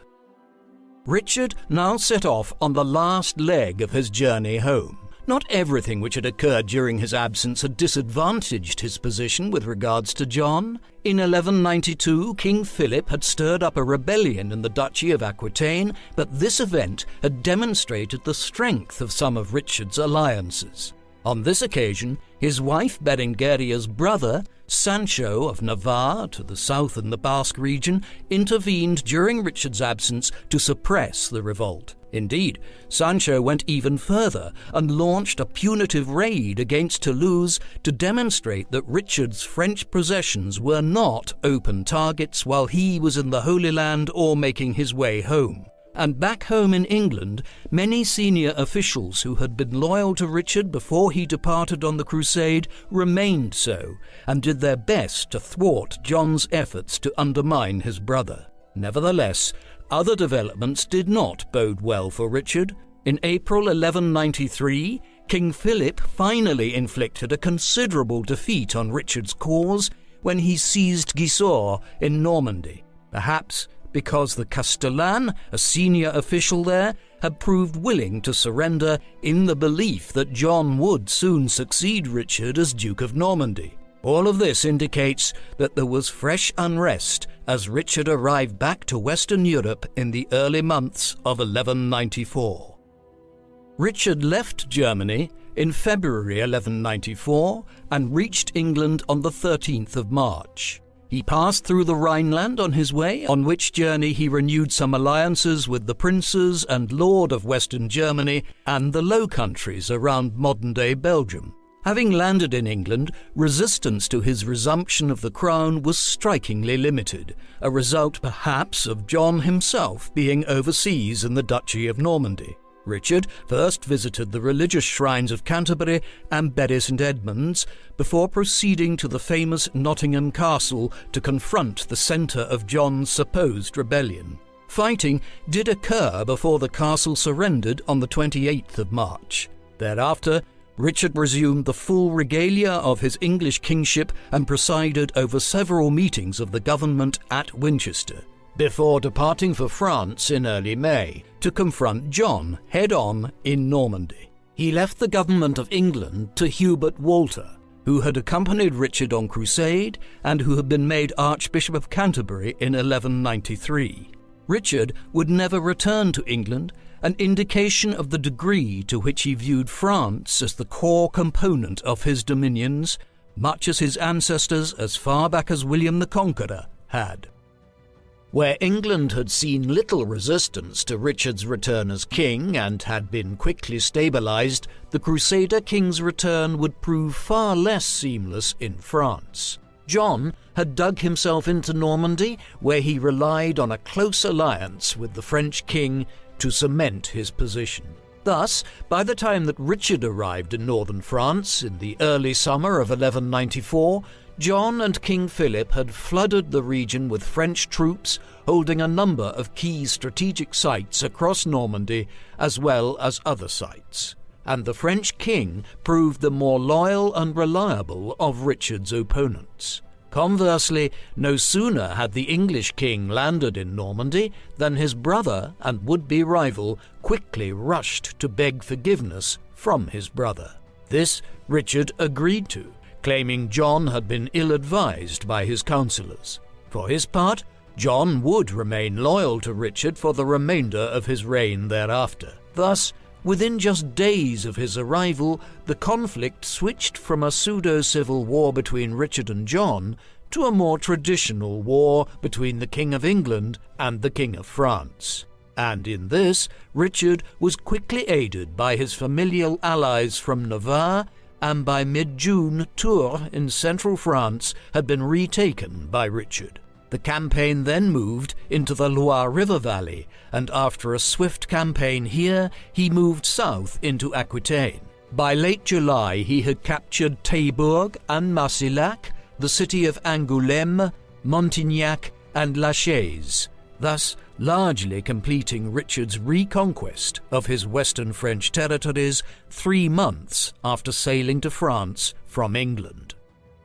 Richard's conquest of his French territories, though, would prove more ephemeral than first appeared. In particular, his hold over Normandy was tenuous, and his efforts to fully re-establish his control over the duchy would dominate much of his subsequent reign. In his drive southwards to restore control of Aquitaine in the summer of 1194, Richard had left several castles in the hands of King Philip. Several of these were major strongholds that had been heavily garrisoned in such a way which would require extensive and costly sieges to remove the French. Accordingly, in the late summer of 1194, a truce was agreed, whereby these sites would be allowed to remain in the French king's hands until the winter of 1195, but there would be no fighting between Richard and Philip's troops.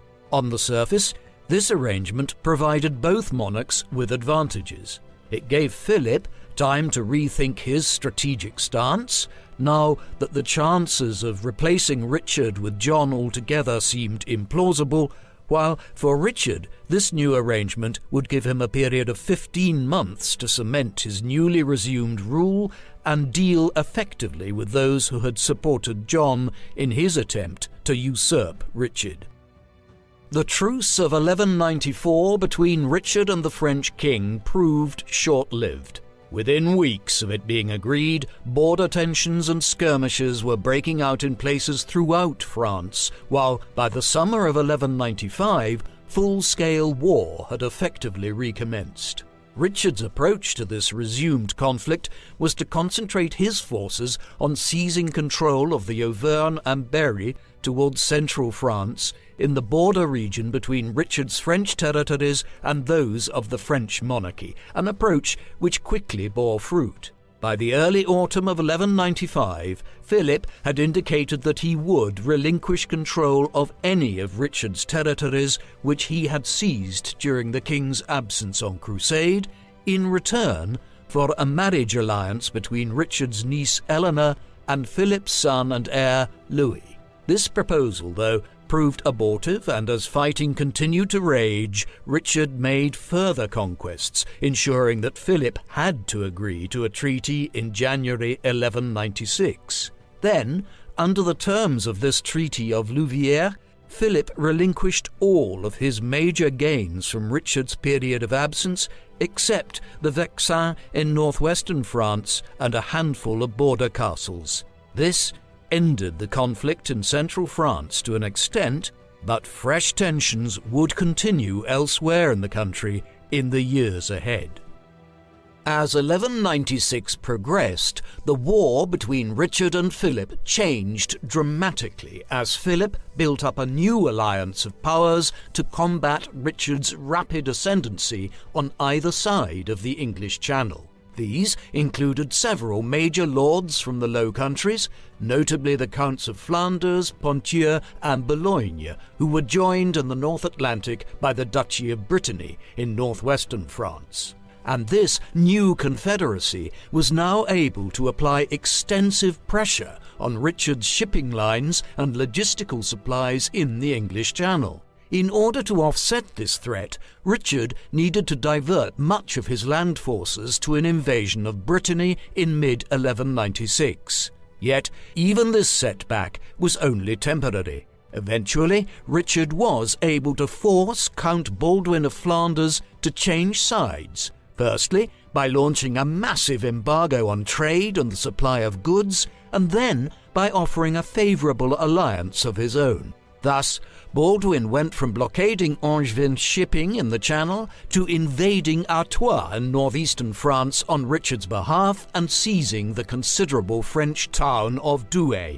Then, in a remarkable course of events, an alliance of German princes petitioned Richard that they would put forward Richard's nephew, Otto, son of Richard's sister Matilda, and her husband Henry of Bavaria and Saxony, as a potential successor for the office of Holy Roman Emperor, an astonishing diplomatic coup for Richard. While 1197 and 1198 had seen these further successes for Richard, he would not be alive long enough to enjoy their fruits. In the autumn of 1198, Richard elected to complete the final reduction of the Vexin, a small county near Paris itself, from Philip, following the expiration of a new truce with the French king. Pressured by the Count of Flanders in the northeast and by Richard in the west, Philip twice came perilously close to being captured in the campaign which followed, including nearly drowning on one occasion. This virtually completed the conquest of the Vexin, bringing Richard back into possession of all the lands he had previously held, before heading to the Holy Land and placing him in the strongest position any English monarch had held with respect to the French monarchy for decades. This conquest also initiated a major building program in the region, notably the Château Gaillard, 95 kilometers northwest of Paris and one of the most impressive medieval castles ever built in northern France. Along with major work to develop the port of Portsmouth, it constitutes one of the only major acts of administration and government which can be associated with Richard's kingship, a reign which was ultimately characterized almost entirely by war, whether in the Holy Land or back in Western Europe. In January 1199, King Richard met with his French counterpart King Philip in a meeting brokered by Pope Innocent III. A 5-year truce was now agreed to, one which would see Richard's dominions entering into an unprecedented period of peace and stability. It is entirely peculiar that it was during this period of harmony that Richard would be killed, while still in his early 40s. On the 26th of March 1199, he was shot by a crossbow bolt while campaigning to put down a small regional revolt by Viscount Aymar V of Limoges. In the days that followed, without the benefits of modern medicine, the wound turned gangrenous, and on the 6th of April he died from the illness. He was subsequently buried at Fontevraud. Richard was succeeded by John, whom Richard named as his successor during his final illness. The would-be usurper's accession would spell the end of the conflict with Philip when, in 1200, the Treaty of La Goulée saw John confirmed in his French territories in return for acknowledging Philip as his liege lord in France itself. However, it would prove a short-lived peace, and in the years that followed, the French crown would begin to reconquer several parts of the Angevin Empire from the English monarchy, the beginning of a long process which ultimately would take until the 1550s to complete. Overseas, Richard's efforts proved just as transiently successful. Further crusades followed in the years and indeed decades to come into the late 13th century. Some of these produced variable levels of success in places other than the Holy Land.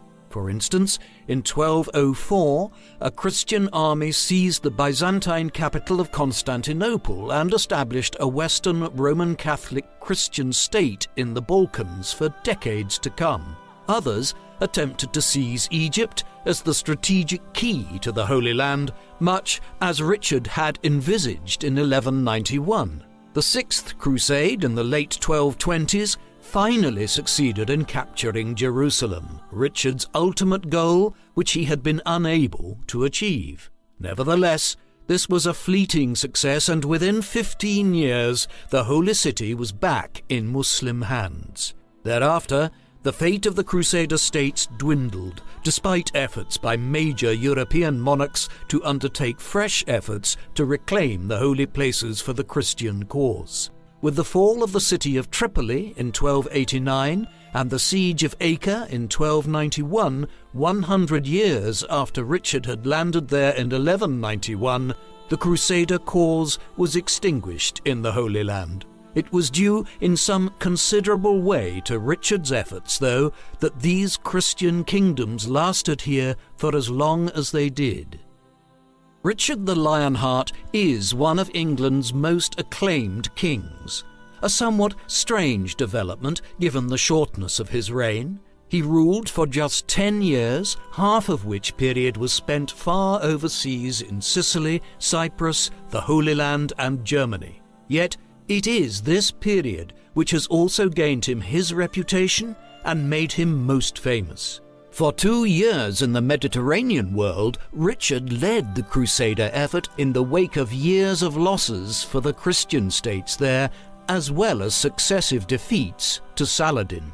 It is unsurprising that Richard has captured the imagination in this way, not least because he finally offered a counterpoint to the seemingly invincible Muslim warlord.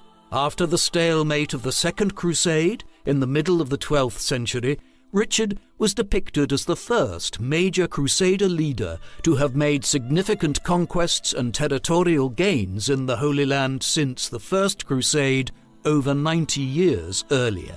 For successive generations of chroniclers and historians since the late 12th century itself, this appearance of the valorous Crusader warrior, named the Lionheart for his courage, was made all the starker when contrasted with the supposedly scheming spectre of his brother John, who back in Western Europe conspired with the French to usurp Richard while his brave brother was away.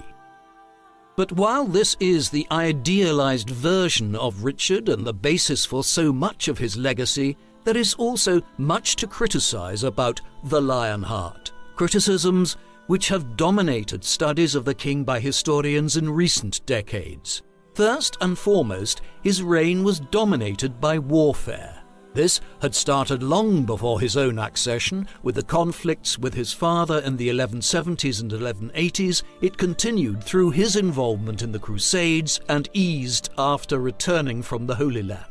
While much of the latter conflict can certainly be blamed on others for having usurped some of his territory while he was absent in the East, the reality is that Richard could have negotiated a peace settlement with King Philip long before 1199 if he had been willing to compromise slightly on how many castles in France he wanted to hold. By way of contrast, there is little else of interest within Richard's reign other than his wars. He did build some castles, which again had a military purpose, and left plans when he left England in 1194 for some work to be carried out in his name, but his reign is remarkably bereft of any signature efforts to reform the judiciary, introduce new taxation systems other than those designed to fund his military endeavours, or offer any form of civil government policy which might have substantially improved the administration of his dominions or the lives of his subjects. Perhaps the most balanced appraisal of Richard the Lionheart is one which takes stock of both extremities of his reign. Richard can certainly be criticised for having done little other than make war throughout his life, but that was, after all, substantially perceived to be the duty and responsibility of a European monarch during the High Middle Ages. Moreover, while it is fair to suggest that he could have established peace with France more quickly in the mid-1190s and moved on from there to working on taxation and issues of noble rights, which plagued John's subsequent reign, it is also only fair to note that Richard was responding to aggression which was committed by others.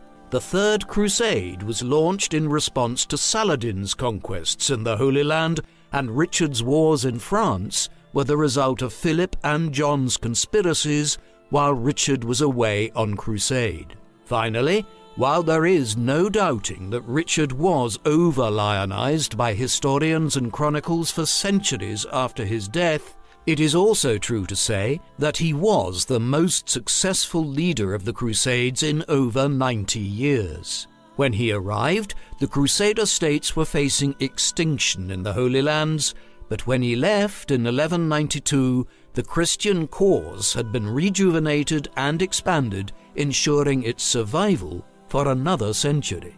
Perhaps in this respect, his most exaggerated legacy is also paradoxically his most genuine. What do you think of Richard the Lionheart? Does his brief reign constitute one of the great missed opportunities of English kingship, or are his abilities as a king exaggerated? Please let us know in the comments section, and in the meantime, thank you very much for watching.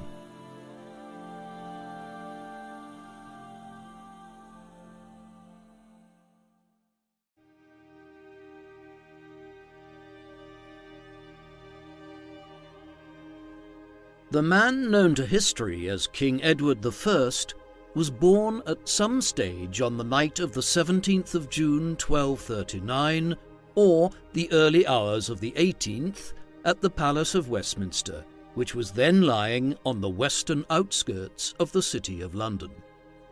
His father was King Henry III of England, a monarch who had ruled the country from childhood, but was only just beginning to exercise some actual authority himself in his early 30s as Edward was born.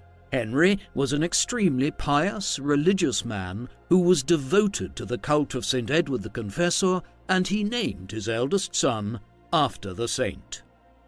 His mother was Eleanor of Provence, a French noblewoman whom his father had married 3 years before Edward was born. Henry and Eleanor's marriage was a happy one in a time when royal weddings were often arranged for political purposes. In the years following Edward's birth, she and Henry would have 4 further children, a boy, Edmund, and 3 girls, Margaret, Beatrice, and Catherine. 3 of Edward's siblings would survive into their adult years, but Catherine died before her 4th birthday. Young Edward was born at a time when England was in the midst of considerable political turmoil. His grandfather, King John, who had ruled England from 1199 to 1216, had been a controversial and, in many ways, a weak ruler. In the early 1200s, he had engaged in a series of disastrous conflicts in France, which resulted in the loss of much of England's extensive territories in the north of the country to King Philip II of France, notably the Duchy of Normandy, which had formed the core of the English presence on the other side of the English Channel. Then, in the mid-1210s, John had faced a revolt by his own English lords, known as the First Barons' War. John initiated some political reforms before his death in 1216 in order to quell the unrest, including the Magna Carta, or Great Charter, of 1215, but the succession of Edward's father when he was just 9 years old ensured that there would be no quick end to England's domestic turmoil. Henry III was a pious and in many ways an honourable ruler, but he was ineffective in some other ways and easily dominated by court factions for much of his long reign. Consequently, Edward's younger years were dominated by unstable politics throughout England, further civil strife, an extensive revolt in Wales, and on the international stage, a failure to recover any of England's former territories in France. Eventually, Edward would be sucked into the civil strife of his father's reign, and he would often find himself in opposition to the king's own government. As was typical for royal children at the time, Edward was raised largely away from his parents in his own royal household. Letters from his father demonstrate a fatherly concern for the young prince, though perhaps not of the kind which would be typical today. In 1242, when he was around 3 years old, Henry expressed a concern that Edward didn't have good wine to drink. In his youth, Edward's care was handed over to Hugh Giffard, and then, in 1246, to Bartholomew Peche, a close friend of the king's. Serious concerns arose concerning Edward's health around this time, and these issues did not fully abate until the early 1250s. The details of how he was educated are unfortunately quite scant, but this was a time when there was a greater emphasis on pursuing martial abilities and other pursuits such as hunting and jousting than there was on academic accomplishment for a future king. As a result, Edward would be no scholar king. In the mid-1250s, Edward, who became known as the Lord Edward from a young age, was granted considerable authority over the Crown's possessions outside England, specifically Ireland, Gascony, and Wales, each of which afforded him a large income and gave him a certain degree of independence from his father. From 1256, Edward's official seal was being used in Ireland to indicate his senior position there. In 1154, though he was just 14 years of age, Edward was married to Eleanor of Castile, who herself was a year and a bit younger than Edward. The marriage of the pair, who were barely entering their teenage years, was a political act designed to shore up English power in its remaining French territory of Gascony, which lay just to the north of the Kingdom of Castile in Spain. Despite the arranged nature of the marriage, it was a very happy one. Eleanor and Edward were devoted to each other, and she accompanied him everywhere, even years later heading on crusade with him to the Holy Land. A long marriage which lasted over 35 years resulted in many children. It is believed there were 14 in all, though the exact number is not entirely clear at a time when infant mortality and stillbirths were common. These generally arrived in a 20-year period between 1264 and 1284, though only one son, the future King Edward II, survived into adulthood, as did 5 daughters: Eleanor, Joan, Margaret, Mary, and Elizabeth, although Eleanor would die as well before she reached her 30th year. Thus, at least 8 of their children died in infancy or childhood, a rate which, even by the standards of the time, was unusually cruel on Edward and Eleanor. By the late 1250s, Edward was being pulled into the political strife of his father's reign. Numerous issues, including the perception of the king's fiscal recklessness and his excessive support for the French relatives of the Queen at court, combined to force many of the English lords and some of the powerful French faction, led by an influential political figure called Simon de Montfort, to push Henry into making concessions at a parliament held at Oxford in 1258.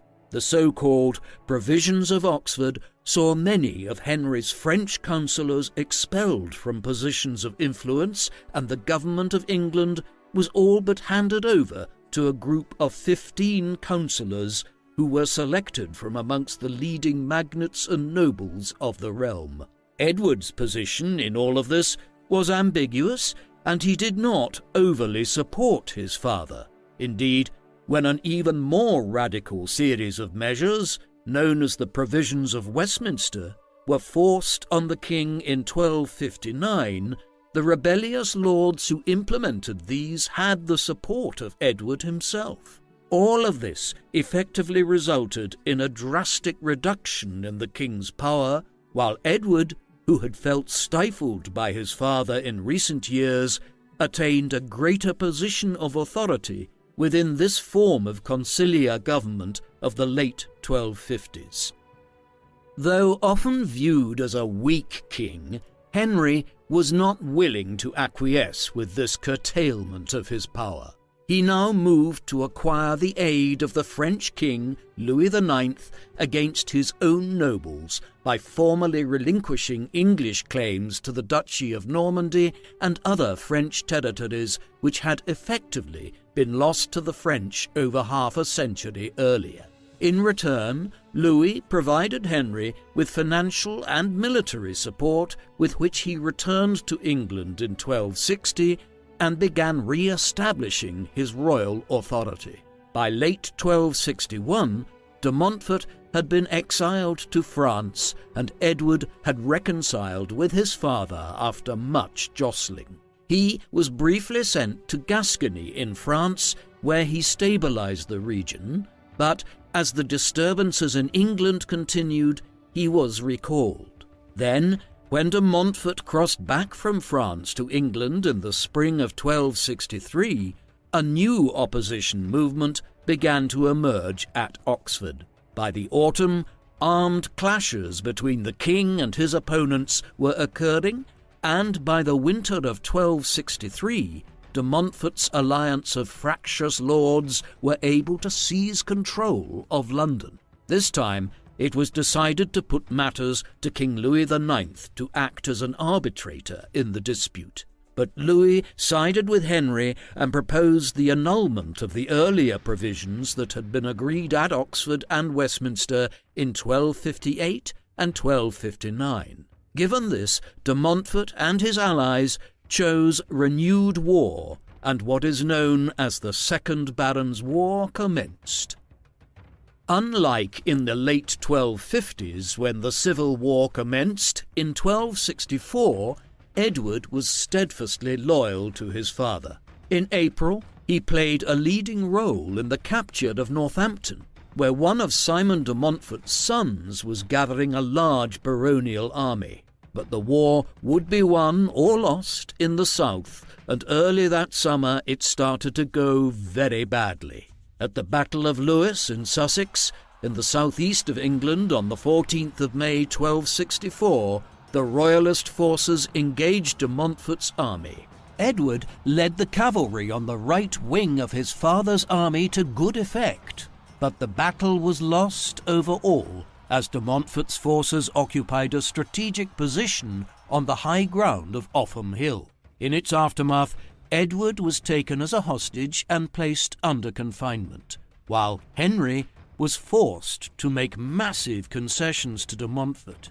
For all of a year, de Montfort was virtually an uncrowned king of England.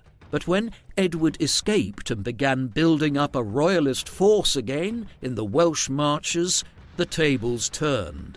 He was now effectively the head of the royalist cause, as his father remained a prisoner of de Montfort's. Concerted campaigns throughout the summer of 1165 brought much of the north and western England back under crown control, and de Montfort was forced to engage Edward in the field at Evesham on the 4th of August 1265. Here, Edward outmanoeuvred de Montfort before the battle, who was placed on the defensive from the offset. The result was a crushing victory for Edward, in the course of which de Montfort was killed and the king was finally released. Victory at Evesham did not bring the war to an end. Campaigning continued through late 1265 and into 1266, before the last major stronghold, Kenilworth, was placed under siege. Edward briefly joined this action in the summer of 1266. The dictum of Kenilworth was issued in October, which laid out terms whereby those who had been in rebellion would be able to repurchase their lands from the crown. It was hoped by this that the garrison would surrender, but they refused and held out until December. By then, Edward had gone north to deal with further operations to mop up rebels there. A final push was made by the Lords on London early in 1267. It was led by the Earl of Gloucester, and posed a serious threat that the tide of the war could yet again turn. But Edward entered into negotiations with Gloucester, who was effectively bought off. With this, matters began to wind down. A more conciliatory line was taken towards those who were still in arms, which led to the laying down of weapons in many locations. Edward campaigned to the Isle of Ely in the early summer, which was seized with little difficulty, while a final push into the fens in early July saw the last of the rebels surrender. The Second Barons' War was over, and Edward had played a key role in victory for his father's cause. Plans were quickly initiated to reach a political settlement in order to bring the tensions that had caused the Second Barons' War to an end. The result was the Statute of Marlborough, which was issued in November 1267, whereby some of the legal and fiscal reforms that had been desired in the late 1250s and which Edward had briefly supported were implemented, this time with royal consent. It is unclear what part Edward played in the debates over these changes. Indeed, it is difficult to determine what his exact role in government was at all in the late 1260s. Disputes arose frequently involving him, one with the Earl of Gloucester, over their overlapping jurisdictions around the town of Bristol. There is some evidence of Edward being involved in royal councils, but certainly not on the scale that one would have assumed would be the case given his prominence in ending the war, though he did receive extensive estates in the land confiscations that followed the conflict. Overall, it had been a mixed political apprenticeship for him. He had gained extensive experience as a military commander and to a lesser extent as an administrator, but Edward had also gained a reputation, one which is perhaps overstated at times, for being politically manipulative, someone who had been willing to throw in his lot with his father's enemies in the late 1250s, but then change sides quickly in the early 1260s. Despite his father's increasing old age and infirmity, Edward became determined in the late 1260s to depart on a crusade to the Holy Land. The Crusades had been a central pillar of life in Europe during the High Middle Ages. Beginning in the 1090s, the papacy had begun urging Christendom's monarchs, lords, and knights that it was their solemn duty, as the faithful of God, to try to reclaim the Holy Land, and the city of Jerusalem in particular, from the Muslim heathens there. A first crusade in the final years of the 11th century had proved enormously successful, with Jerusalem and several other cities such as Antioch and Acre captured and 4 Crusader states established. However, in the course of the 12th century, these had declined and Jerusalem was eventually conquered by the Muslim Lord Saladin in 1187. Despite a concerted effort by Edward's great-uncle, King Richard the Lionheart, to reclaim it during the Third Crusade in the early 1190s, the city remained out of Christian hands, and the other Crusader states continued to decline into the 13th century, despite numerous further crusades. Edward's father had long hoped to head on crusade himself, but now Edward took up the mantle for him. In the early 1170s, Edward would head on what was to be the 9th Crusade, but which is typically referred to as Lord Edward's Crusade. Such was his centrality to it. It was preached in response to the threat posed to the remaining Christian presence in the Levant by the Mamluk Sultan Baybars. When the crusade had been called by the Pope, the French king and his sons had agreed to take the cross and travel to the Holy Land. As a consequence, Edward possibly felt duty-bound to do so on behalf of the English royal family, though there is little doubting that he was also an enthusiastic participant. The expedition was funded in part by the Crown, but Edward bore a considerable amount of the expenses through his own household, a not inconsiderable burden. Approximately 225 knights agreed to travel with the prince, and these were complemented by several hundred further troops and auxiliaries.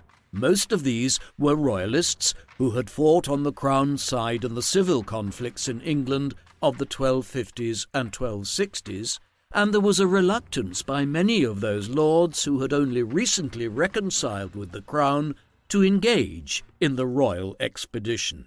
As a result of all this, the crusade which set off from England in the summer of 1270 was a decidedly small one by comparison with some of its forebears. Recruitment had been difficult, and even the financing precarious, and based to a considerable extent on a loan of £17,500 from King Louis IX of France, the leader of the much larger French contingent, with plans for some taxes to be raised in England to pay for it retrospectively. Edward's army was travelling behind the much larger French contingent, and when he finally caught up with them in the late autumn of 1270 at Tunis in North Africa, he learned that King Louis IX had died of dysentery some weeks earlier. There, the new leader of the French contingent, Charles of Anjou, entered into a negotiation with the Emir of Tunis whereby the expedition would be diverted to Sicily in order to see to matters in Italy, where the French had become involved in the south of the country some years earlier. Edward was indignant with this diversion and instead elected to continue with his small contingent along the original route and headed eastwards as planned, landing at the Crusader stronghold of Acre in the Holy Land in mid-May 1271. The Lord Edward's crusade possibly scored an immediate victory upon his arrival. The Christian port was threatened by the Mamluk leader Baybars at the time, and some of the contemporary sources suggest that Edward's arrival prevented an onslaught on the town. However, the Arab sources are altogether less congratulatory of the English lord on this count. In any event, when Baybars did appear outside the walls of Acre early that summer, with far superior forces than Edward possessed, he could have almost certainly taken the town had he decided to besiege it. Edward's admittedly meagre forces spent over 6 weeks ensconced at Acre before finally making a foray to St. George de l'Aubin, about 25 kilometres from the town. The piercing summer heat and some food poisoning stalled any efforts to proceed further. A campaign against Kakun, about 65 kilometres from Acre in the early winter, was more successful and resulted in the defeat of a Muslim force outside the town, but the main citadel could not be taken, and the Crusaders eventually retreated to Acre once again. Ultimately, the issue was that little could be achieved with the very limited resources in men and money available to Edward following the French abandonment of the crusade a year earlier.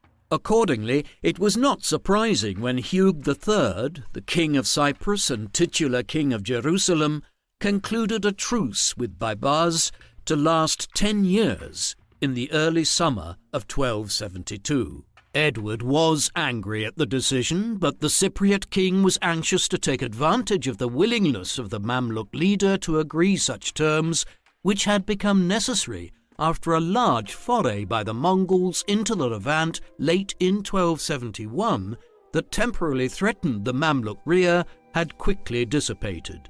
Edward remained in the Holy Land until September 1272, during which time he held hopes of perhaps changing Hugh's mind, but the crusade was effectively over.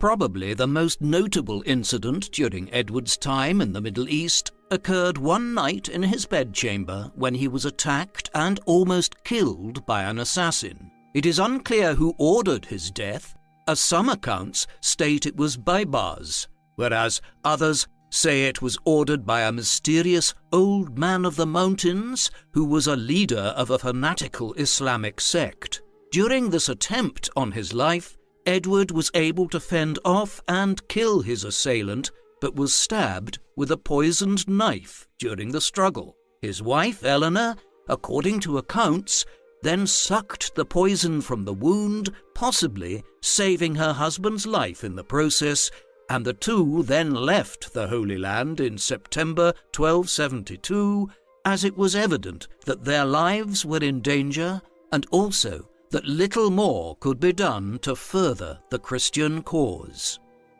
Edward set off on the return journey to England in September.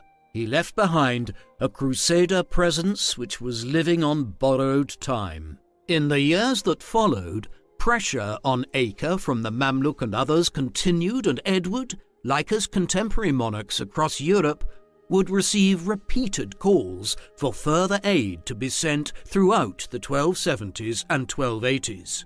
These were not heeded in any substantive way, and finally, in 1291, the Crusader presence in the Holy Land was brought to an end nearly 200 years after it began, when Acre fell to the Mamluks.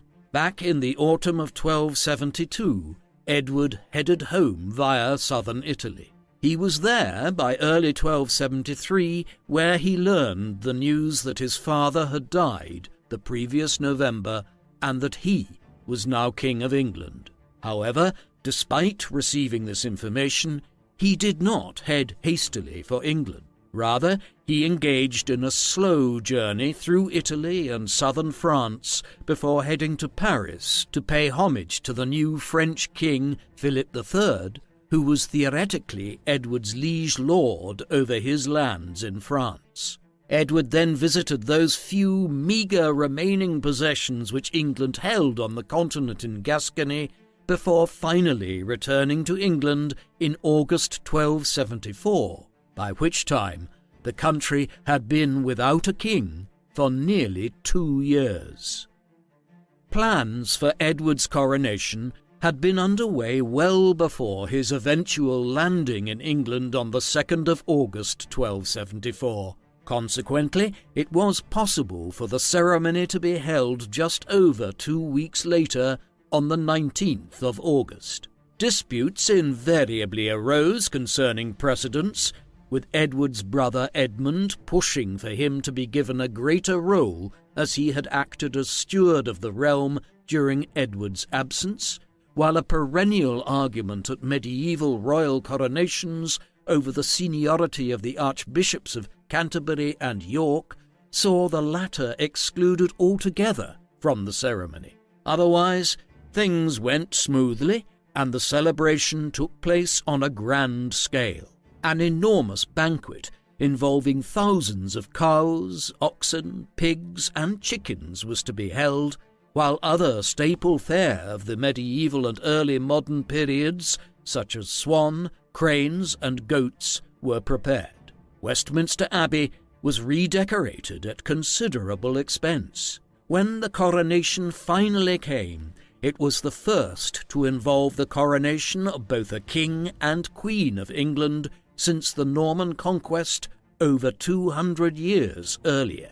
The Archbishop of Canterbury, Robert Kilwardby, placed the crown on Edward's head, which he duly removed, affirming that he would not wear it again until the lands England had lost under his father were reclaimed. Thus did he affirm that it was the beginning of a new age. The man who had just become king is often represented as a dour Machiavellian, but this is not precisely accurate. Standing at 6 foot 2 inches, Edward acquired the name Longshanks on account of his unusual height at a time when few men reached 6 foot. By the time he was crowned, the blonde hair of his youth was beginning to darken, and it would turn grey in his middle years. He spoke with a very slight lisp, but with purpose and persuasively. In religious terms, he was orthodox and made the conventional donations to churches and monasteries while hardly being possessed of anywhere near the religious devotion of his father. He was probably not well read, but expressed his cultural proclivities through his patronage of architecture and painting, notably supporting Walter of Durham, who did much to decorate the interiors of Westminster Abbey. By disposition, he could be good-natured and amiable, but also prone to violent outbursts. He enjoyed hunting and was a keen supporter of the tying of the Arthurian legend to the English monarchy. Ultimately, though, his administrative abilities were limited in many ways, with very little understanding of the nuances of finance and logistics, but what he lacked in this regard he more than made up for with his sense of purpose and forcefulness, traits which had been lacking in an English monarch since the days of his great-uncle Richard the Lionheart over 70 years earlier. One of the first issues that arose for Edward as king back in England came from the west in Wales. The Normans had established a significant amount of control over Wales following their conquest of England in the 11th century, and that had been maintained and even strengthened for much of the 12th century, but the weakened state of the English crown during the reigns of Edward's grandfather and father had seen a succession of rebellions there by the Welsh princes, notably Llywelyn ap Gruffydd, in an attempt to re-establish Wales's independence from England again. However, ap Gruffydd failed to realise that the English crown's position was stronger by the 1270s. Therefore, Edward expected Llywelyn to pay homage to him as his ancestors had done as a matter of course. His grandfather, Llywelyn the Great, for instance, had paid homage to both King John and Henry III in the 1200s and 1210s. Thus, when Llywelyn invaded English territory in the March region, Edward considered it the actions of a rebellious subject and became determined to act against him. He was aided in this by the fact that ap Gruffydd had alienated several of the other Welsh princes who had sought refuge at the English court. Thus, in the summer of 1277, Edward, at the head of a great royal army of 15,000 men, advanced into northern Wales with a fleet in support. No violence was needed. Llywelyn realised that this overwhelming show of force was an indication that his ambitions needed to be tempered, and he came to terms with Edward through the Treaty of Aberconwy, whereby his authority was severely curtailed in Wales, and he agreed to pay a huge indemnity of £50,000 to the English crown. Consequently, the homage of the Welsh lords, which had been paid to kings such as Henry II in the 12th century, was quickly re-established under Edward. This certainly did not settle the matter. A new war broke out 5 years later in 1282, and on this occasion Edward faced a combination of the Welsh princes, many of whom had allied with him in 1277, but who were disillusioned at his failure to to sufficiently reward them for their aid in the aftermath of that invasion. Llywelyn's brother Dafydd initiated proceedings by attacking Harden Castle in April, which was followed by further attacks on English castles in the region. Edward showed a similar resolve to that which he had demonstrated 5 years earlier. As he perceived it, Llywelyn and the other Welsh lords were not independent princes of a foreign land, but rebels of a country long controlled by England who were refusing to pay proper homage to him as their monarch. This was a mindset which Edward would employ later towards England's northern neighbour as well.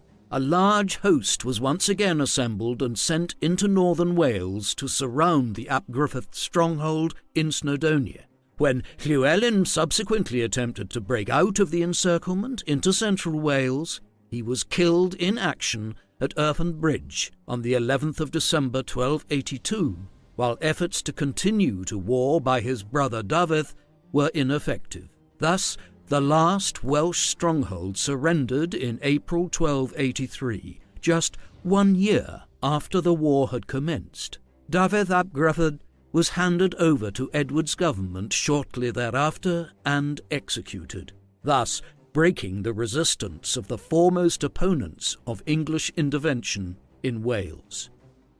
Victory in 1283 saw one of the most thorough English reductions of Welsh independence ever seen. The Statute of Wales was passed in 1284 and extended English systems of government into Wales. New English-style counties were created and English local government introduced. Many Welsh nobles were disinherited and their lands granted away to English followers of Edward. To cement this new imposition of English rule, a comprehensive programme of castle building was also undertaken at sites like Conwy, Carnarvon and Harlech. New towns quickly emerged at these same sites, and others such as Flint, Aberystwyth and Rhuddlan, while efforts were made to Anglicise existing Welsh towns. Yet there were limitations to all of this, and it should not be assumed that Edward I completed the English conquest of Wales. Rebellions broke out in 1287 and again in 1294, the latter requiring a huge injection of English military power. Almost 30,000 men were involved in one fashion or another before the revolt was finally suppressed in the spring of 1295. All in all, the endeavour distracted Edward from issues he was facing elsewhere by the 1290s and had cost the crown an enormous sum of £55,000 to crush, highlighting how precarious control over Wales would remain for many years to come. The issue of financing such armies as were employed in Wales at various points between the mid-1270s and the mid-1290s was a major concern for an administration that aimed to reassert English power in a substantial fashion on several fronts. A major overhaul of the English finances and government was undertaken as a result to increase the inflow to the exchequer. No sooner had Edward been crowned than he appointed a close ally, Robert Burnell, as Chancellor of the Exchequer. Burnell immediately announced a commission of inquiry into various aspects of the government finances and administration, the primary purpose of which was to identify concealed lands which the Crown had title to, but records of which had been lost. Though the results were mixed, this inquiry did influence the formation of the extensive Statutes of Westminster, which were promulgated in the spring of 1275. This was the first of several acts down to 1290 which sought to end abuses of land tenure and the sub-infeudation of land whereby the lords were robbed of their feudal dues. The rights of tenants were also seen to, while the Crown sought to restrict the Church and others from granting away lands without royal approval, the better for the Crown to receive its own income from such transactions. Overall, this legislation constituted major changes to the Crown finances, landholding, and issues of debt in medieval England. While the inquiry of 1274 and the resulting Statutes of Westminster in 1275 began the process of reforming certain elements of landholding and other issues pertaining to the Crown, they did not solve the fiscal problem. Additional financial measures were introduced as a result in 1275. A customs duty of 6 shillings and 8 pence was placed on sacks of wool being exported from England. The English cloth trade at the time was very considerable, and this modest customs duty yielded approximately £10,000 a year into Edward's exchequer, a sum equivalent to tens of millions of pounds today. Added to this was a one-off tax of 1/15 of the value of movable goods, a medieval wealth tax of sorts which yielded upwards of £80,000. These measures were augmented by reforms to the running of the exchequer, while the Church also faced additional taxation from 1279 onwards. That same year, a recoinage was undertaken, a measure that was engaged in for the dual purposes of removing forged coins from circulation and gaining the Crown an additional financial windfall in its reissue of new coins. Such measures had to be undertaken regularly in an age when coin value was still based largely on the silver content of the coins in circulation. While these efforts at financial reform were broadly successful, they still did not prove sufficient for Edward's government to meet the cost of its wars over the years. For instance, when unrest arose in Wales again in the early 1280s, it took the Crown by surprise, and money had to be raised fast. Initially, the deficit was met by taking loans from the wealthy merchant communities of the towns, totalling over £16,000. When this proved insufficient to meet the military situation, regional assemblies were called for early in 1283 in the north of England and other districts. Italian merchant bankers such as the Riccardi family, whose influence as bankers extended across much of Western and Central Europe by the late 13th century, were also turned to. What all of this revealed was that despite how effective the reforms of the 1270s had been, England still could not finance a major war effort for an extended period of time without resorting to extraordinary measures to collect additional money. Consequently, further reforms of the exchequer were undertaken in the 1280s, notably the Statute of Rhuddlan, which aimed to improve bookkeeping and root out some of the corruption that was endemic in all pre-modern societies. These measures ultimately saw increasing efficiencies in the administrative apparatus of the English state during Edward's reign. All of this legislation and fiscal improvement of the 1270s and 1280s played out against a backdrop of parliamentary reform. Today, the Magna Carta, which was passed in the dying months of King John's reign, is typically seen as the great constitutional event of the High Middle Ages in England. But this is generally overstated. While it ensured some rights to the English nobility and their relationship with the Crown, the more significant developments in Parliament, the Legislative Assembly which would go on to become the mother parliament of modern democracy, actually began to occur during Edward's reign. For instance, it was Edward who oversaw the beginnings of the system whereby parliamentary members were returned down to the modern era. This stipulated that 2 knights were to be returned to Parliament from every county and 2 burgesses from every corporate town, a system which began to implement national representation for the first time. This presaged the constituency system which most modern democracies elect their parliaments according to today.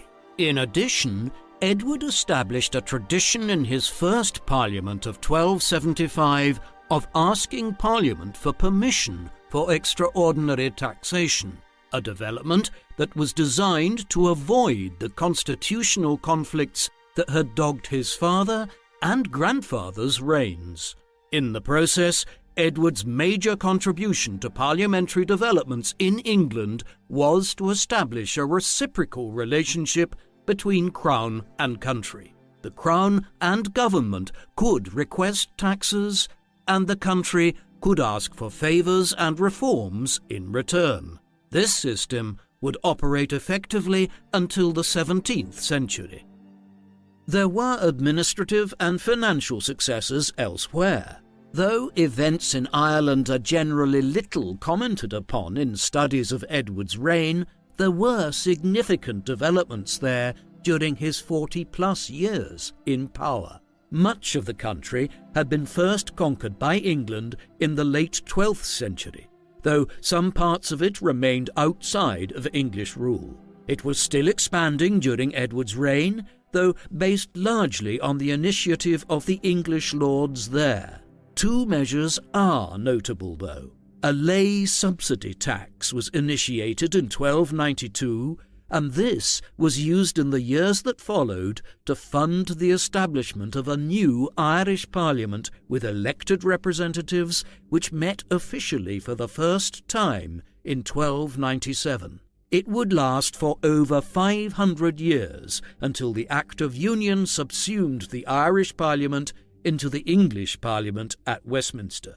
In addition to this, Edward's reign saw a notable strengthening and expansion of the court system in Ireland, which centralised courts in Dublin and regional courts in the provinces, dispensing justice under the common law. As a result of all this, Ireland generated a healthy profit for the English exchequer by the end of Edward's reign, and English political commentators on Ireland of the early modern period would look back from a vantage point of over 250 years and view the early 14th century as the heyday of English rule in Ireland. A further issue which impacted on the finances of Edward's kingdom was the position of the Jewish people. A sizable Jewish population had emerged in England during the late 11th and 12th centuries. As elsewhere in Europe, many Jewish people began working as moneylenders, as this was a profitable endeavour, and the Roman Catholic Church forbade Christians to practice usury, the loaning out of money at extortionate rates. Therefore, by the early 12th century, the Jewish community in England was playing a role in the economic life of the country that was significant, considering their actual numbers. This coincided with a growing anti-Semitism in England. Jews were perceived by medieval Christians as being guilty of deicide, the murder of God, in having called for Jesus' execution. This, combined with the issue of Jewish moneylending and role in the economy, had led to increasing persecution of the country's Jewish community during Edward's father's long reign, notably in extorting heavy sums of money from the country's Jews through extraordinary taxation on them and the application of heavy pressure on the country's Jewish people to convert to Christianity. Edward increased these anti-Semitic policies as soon as he became king. In 1275, the Statute of Jewry was passed, which outlawed Jewish people from practicing usury, relieving many of those who owed money to Jewish moneylenders of their debts, confining the Jewish people into ghettos in certain towns and cities, and forcing those over 7 years of age to wear a yellow badge marking them as Jewish. Taxes specific to all Jews over 12 years of age were also introduced. These extremely punitive measures were only in effect for 15 years, for in 1290 Edward, having determined that many Jewish people continued to act as moneylenders across the country, decided to expel the Jewish population from England altogether. Edward had just returned from a journey to his French possessions in Gascony in the late 1280s, and needed to levy additional taxes to pay for the campaign. To make this more acceptable to the nobility and gentry, he included a promise to expel the Jewish community from England, a measure which he duly followed through on in 1290. This carried the additional benefit that Edward was able to confiscate Jewish lands and properties into crown possession and sell them off at a financial windfall. The expulsion was carried out relatively quickly, with perhaps between 2,000 and 3,000 Jewish people exiled from England in the early 1290s, often heading for Eastern Europe, which was much more tolerant of their presence. Some small few remained in England, disguised as Italian bankers. Like each of his predecessors, Edward was concerned with France, though in a different manner to previous kings of England. His father had reached agreements with the French in the 1250s which effectively reconciled the English crown to the loss of the extensive territories in northern France, above all the Duchy of Normandy, which King John had lost in the 1200s. As such, there was not the same requirement of Edward to attempt to re-establish English control over Normandy and other areas as had been the case in the early years of Henry's reign. Nevertheless, the English crown retained a considerable presence in France, controlling Gascony in the southwest of France, and this necessarily involved Edward in French affairs. He visited Gascony several times, often in an effort to launch reform campaigns there, and most notably in the late 1280s. This resulted in a major series of reforms that were agreed in 1289 and which sought to regulate the conduct of the senior English officials in Gascony, the seneschal of the region and the constable of the town of Bordeaux. Yet what remained the major problem for Edward in Gascony was that he held the region as a fief of the French monarch rather than in his own right, a situation which in the 1290s would lead to war. Edward had maintained good relations with King Philip III of France, who had succeeded his father following Louis IX's death at Tunis on his journey to the Holy Land back in 1270. Edward had paid homage to Philip when passing through France on his return home from the Crusades in the mid-1270s, and he paid a visit to Paris again in 1279. Outstanding differences between the two crowns had been resolved on this occasion, leaving Anglo-French relations in a good place. Relations between Edward and the new monarch Philip IV, who succeeded his father in 1285, were also good, which makes the outbreak of war in the 1290s between England and France something of an unusual development. The cause was a localized conflict between England and some French merchant sailors operating in the English Channel. Edward felt his move against these elements in his capacity as King of England was entirely justified, but Philip viewed it as an act of rebellion by Edward as Duke of Aquitaine, the title he bore as Lord of Gascony. Thus, the war which broke out in 1294 was a result of Edward's overlapping jurisdictions as both an equal of the King of France, as King of England, while also being a subject of the King of France, as Duke of Aquitaine. After some military engagements in the English Channel with the French merchant vessels there, Philip summoned Edward to Paris to account for his actions. The English monarch was unwilling to show obeisance to a fellow monarch in this fashion, and so sent his brother Edmund on his behalf. A compromise was reached at this point whereby Edward would hand over some minor fortresses as surety in Gascony, while Edward would marry Philip's sister, Margaret, a woman nearly 40 years his junior.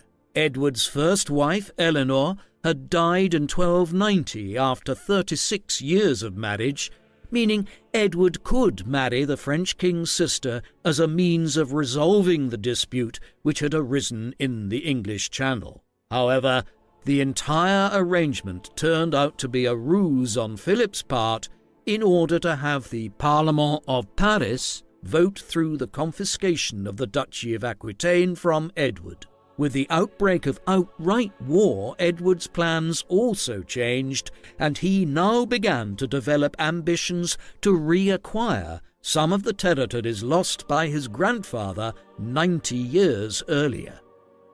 Edward's strategy from early on in the war was to develop a major alliance of continental powers against the French. In particular, he sought allies amongst the many principalities of the Low Countries and Western Germany, which in the late medieval period were divided into dozens of small dukedoms, counties, and city-states, and with the powerful Duke of Burgundy, who controlled extensive territories in eastern France. In this way, Edward hoped to build up a power base in the Low Countries around the Duchy of Brabant and the counties of Gueldre and Holland, whereby England would strike into northeastern France towards Paris, rather than operating out of Gascony, as the French would suspect. This action was delayed until 1297, by which time the English had encountered mixed fortunes in their clashes with the French in Gascony. In any event, the military campaign in the Low Countries turned into a costly debacle, from which Edward only managed to extricate himself in the spring of 1298. Thus, this strategy proved a consummate failure in the final years of the 13th century, but the idea of building an alliance of European allies and striking against France from the Low Countries was one that would be employed effectively by Edward's grandson against the French many years later. The failure of Edward's Grand Alliance ended the most intense period of the war against France, but it took some considerable time for the war to be brought to a conclusion, even following the negotiation of a truce late in 1297. In 1299, a major step was taken when the previously negotiated marriage between Edward and Philip's sister Margaret finally took place. The couple, who had a 40-year age gap, were married at Canterbury on the 10th of September 1299. Despite the difference in their ages, the marriage was a relatively satisfactory one for both parties, with Margaret bearing Edward 2 sons and a daughter, and she never remarried after Edward passed away several years later. Meanwhile, final peace terms between England and France were finally ironed out in 1303, with a virtual return to the status quo ante bellum. The war had been a costly fiasco for both parties. Military operations in Gascony alone had cost Edward's exchequer approximately £350,000, while over £150,000 was paid in contributions by the English government to the small states of the Low Countries and Germany to win over their aid in the 1290s to almost zero benefit. Such was the massive cost of the war that a formal coronation as Queen for Margaret was never held to avoid the expense. This expense in France and the Low Countries was a particular annoyance for Edward, as in the course of the war the primary goal of his foreign policy had switched from France to Scotland. King Alexander III had died there in 1286, leaving his 3-year-old granddaughter, Margaret of Norway, as his heir. But Margaret died in 1290, bringing to an end the direct line of King William the Lion, which had ruled Scotland for over 120 years. There were now over a dozen contenders for the Scottish crown, but the 2 foremost were Robert Bruce, 5th Lord of Annandale, and John Balliol, Lord of Galloway. In order to prevent the country's sliding into civil war, the Council of Guardians, which had been appointed in Scotland to govern during Margaret's youth, appealed to King Edward to act as an arbitrator. Edward now viewed this as an opportunity to re-establish a greater degree of English influence over Scottish affairs. As with Wales, Edward viewed Scotland as a subordinate part of the Kingdom of England, one which England had exercised a significant amount of influence over since the late 11th century, when William the Conqueror and his successor William II had established a degree of Norman control over the northern kingdom. While this had lagged in the course of the century prior to his accession, Edward viewed the succession crisis as a good opportunity to reassert English royal power in Scotland. Accordingly, after he supported the candidacy of John Balliol, who became King John I in 1292, Edward made it clear that he now considered Balliol a vassal who was expected to pay homage to him, and Scotland as a quasi-subject kingdom. Balliol and the Scots, however, were unwilling to countenance this, and after war broke out between England and France in 1294, Balliol not only refused to send Scottish troops to aid Edward, but entered into negotiations with the French to form an alliance. This was largely the trigger for Edward's decision to invade and occupy Scotland in 1296. Edward ordered an army to prepare at Newcastle upon Tyne in March 1296. At the same time, he sent envoys north with demands of the Scots that they hand over the border castles of Roxburgh, Jedburgh, and Berwick as surety against any potential alliance they might form with the French. The Scots not only refused this, but a Scottish army led by John Comyn, Earl of Buchan, moved south into England against Carlisle Castle on the 26th of March 1296. Here, Edward had appointed Robert Bruce, 6th Lord of Annandale, as governor of Carlisle Castle. It is indicative of how some Scottish lords at the time did indeed view Edward as a sovereign with some considerable rights over Scotland, that they were willing to engage in service to the English monarchy even within England.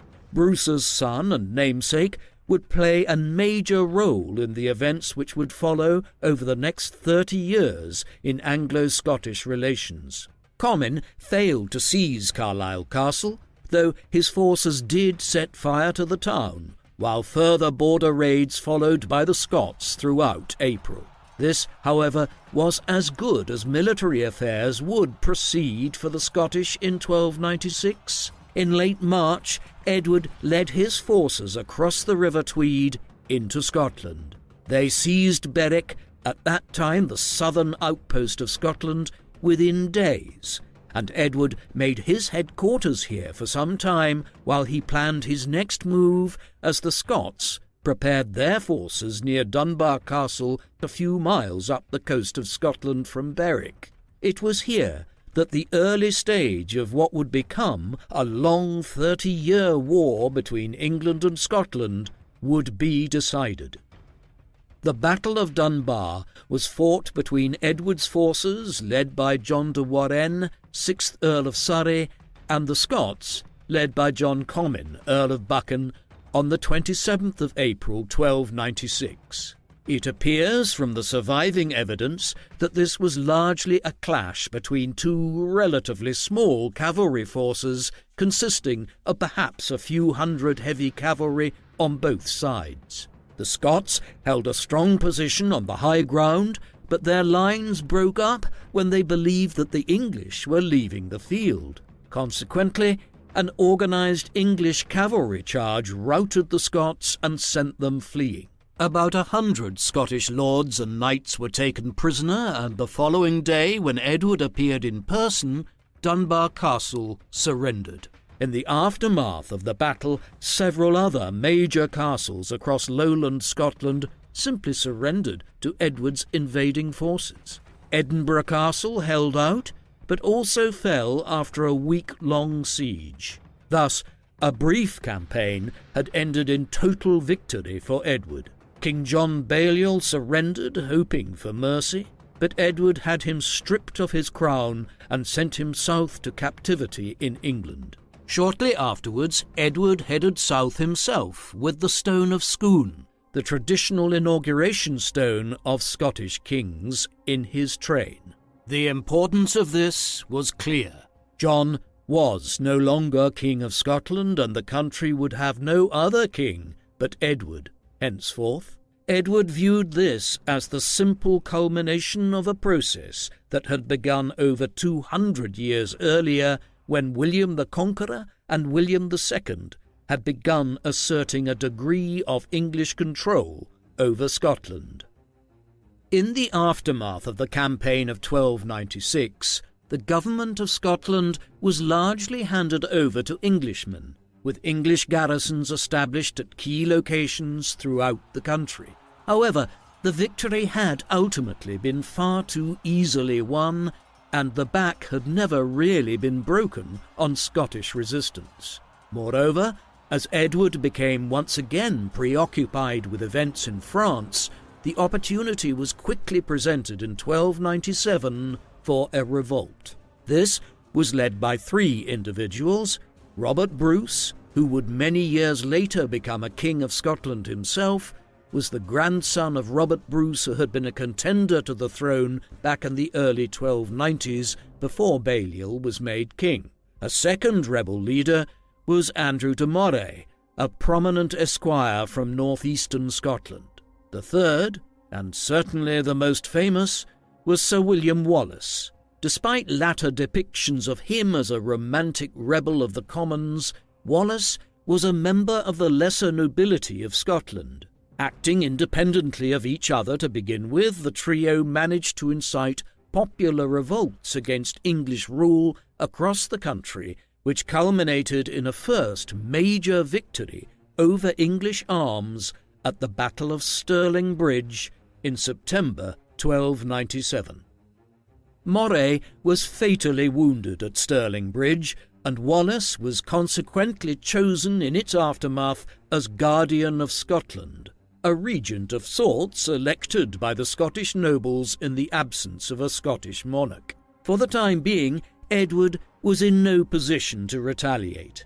In 1297, he was busy overseeing the long-planned, coordinated action with his erstwhile allies in the Low Countries. Perhaps most significantly, he faced the most serious bout of domestic unrest of his reign within England itself, as the nobility and church leaders expressed several grievances over the cost of the wars in France, Scotland and Wales, and the lack of proper consultation with them by the monarch. Edward, who was more than aware of the troubles fractious nobles had caused both his father and grandfather, moved swiftly to justify his actions, issuing a long letter in which he apologized for his recent overbearing rule, but arguing that this was needed to bring the wars to a swift conclusion. This did not entirely placate the nobles, who petitioned for an amendment to Magna Carta,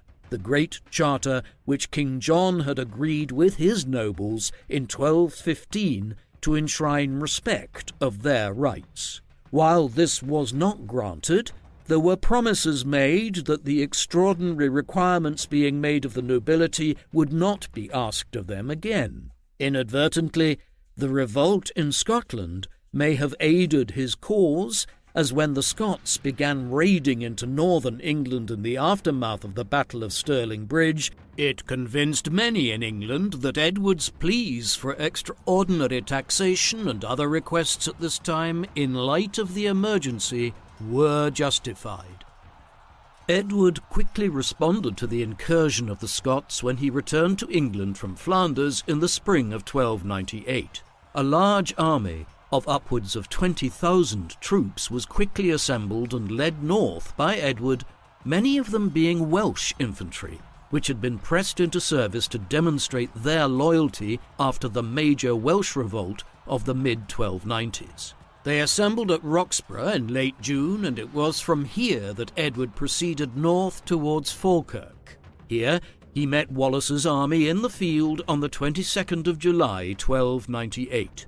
Edward's forces were far numerically superior to the Scots, but the large Welsh contingent was fractious. The Scots numbered some 6,000 men, comprising approximately 4,000 long spearmen, who formed into 4 schiltrons, hedgehog-like phalanxes used to break any charge including those by heavy cavalry. The gaps between these were then filled by approximately 500 cavalry and over 1,000 archers. These schiltrons had been used to devastating effect at the Battle of Stirling Bridge the previous year, but here they did not prove as effective, because Edward's cavalry was used to circle the Scots, holding their spearmen in place while thousands of Edward's crossbowmen and archers rained down projectiles on them. By the end of the day, both sides had lost upwards of 2,000 men, but for Wallace, whose forces were much smaller than Edward's, this was a devastating blow. Despite his triumph at Falkirk, Edward was unable to capitalise and re-secure control over all of Scotland in the months that followed, restricting his hold to the castles of the border region and southern Scotland. Moreover, developments in France and his marriage to Margaret ensured that Edward was yet again distracted by events elsewhere in 1299, allowing the Scots the opportunity to retake Stirling Castle following a lengthy siege. With the war in France all but over from late 1299 onwards, Edward was able to focus more on Scotland from 1300, but despite annual campaigns into the country, his cause was hampered by Wallace and the other Scottish leaders being unwilling to risk another major defeat, such as had occurred at Falkirk. As a result, Edward was fighting an enemy in the early 1300s that proved unwilling to meet him directly on the field of battle. But victory could be won by duplicity and diplomacy too. Robert Bruce was won over in 1302 to his cause by Edward, while peace in France the following year ended any hope of aid to the Scottish from that theatre. A year later, many of the Scottish lords came to terms with Edward after the English retook Stirling Castle. The Scottish cause was dealt a further blow in the autumn of 1305 when William Wallace was captured near Glasgow by John de Menteith, a Scottish knight loyal to the English crown, and handed over to Edward's government. He was taken to London, where he was hung, drawn and quartered at Smithfield on the 23rd of August 1305. Meanwhile, Edward moved to consolidate his hold over Scotland by appointing his nephew, John of Brittany, son of Edward's sister Beatrice, as Royal Lieutenant of Scotland, while English officials were also installed as Chancellor or Chamberlain within the Scottish government. This process continued down the ranks, with English constables appointed to oversee the border towns and castles, and sheriffs established in the lowland regions as well. The near-total victory which Edward had once again won was emphasised in the decision to appoint English judges to some of the positions on the Scottish bench, while a review of the Scottish legal system to streamline it with the English common law was initiated. As with the decision to remove the royal inauguration stone from Scone in 1296, further symbolic gestures were made to emphasise Scottish subjugation, notably the reference around this time in English correspondence to Scotland as land rather than as a kingdom. Edward's victory in 1305 was to prove as ephemeral as that which he achieved in 1296. At a meeting at Greyfriars Kirk in Dumfries near the Anglo-Scottish border on the 10th of February 1306, between Robert Bruce and Robert Comyn, the only two viable remaining candidates for the Scottish throne, Bruce killed Comyn. The cause of the quarrel was that Comyn attempted to renege on an agreement whereby one of them would relinquish their claim to the throne in return for a grant of lands that would make him the primary magnate in all of Scotland, while the other would become king. When Comyn reneged, Bruce killed him, and 5 weeks later he had himself proclaimed as King of Scotland, ending a 10-year hiatus during which Edward had effectively ruled the northern kingdom with no monarch north of the border. The inauguration was symbolically performed at Scone, the traditional site for the crowning of Scottish kings, despite Edward's seizure of the inauguration stone and bringing of it to England 10 years earlier. Some royal robes were brought out of hiding to solemnize the occasion. As he did so, Robert launched a new rebellion against English rule in Scotland. Bruce's decision to revolt early in 1306 might well have been a propitious move designed to exploit Edward's increasingly poor health. By now, the king was nearing his 70th year, a ripe old age by the standards of the late Middle Ages. Despite his infirmity, a substantial army was nevertheless readied under the command of Aymer de Valence, Earl of Pembroke, and Henry Percy, and sent north together with a further force under the command of the Prince of Wales, the future Edward II. In the meantime, Edward became incredibly vindictive following this latest setback in a war he had been trying to win for 10 years, and was determined to demonstrate that he considered this to be a treasonous rebellion by his own subjects, rather than actions occurring in an independent kingdom. As a result, many prominent Scots residing in England were executed in the course of the summer and autumn of 1306 for having tenuous links to Bruce, while others were imprisoned in cages on public display at some of the border fortresses in southern Scotland, a highly unusual punishment for the time. The initial campaign did not proceed well for Bruce.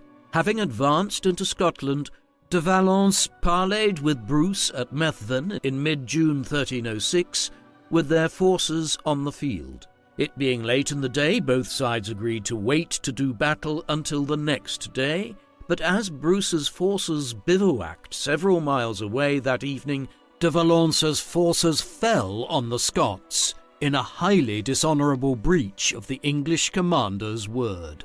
Heavy losses were sustained, and Bruce only barely managed to fight his way out of the slaughter. Then, on the 13th of September, the Prince of Wales captured Kildrummy Castle from the Scots, taking Bruce's brother Nigel captive and several other senior supporters of the Scottish king. One of these, Sir Simon Fraser, was taken to London and executed despite having been a former courtier at the English court. This was in keeping with Edward's policy of showing no mercy towards any supporters of Bruce's cause throughout 1306.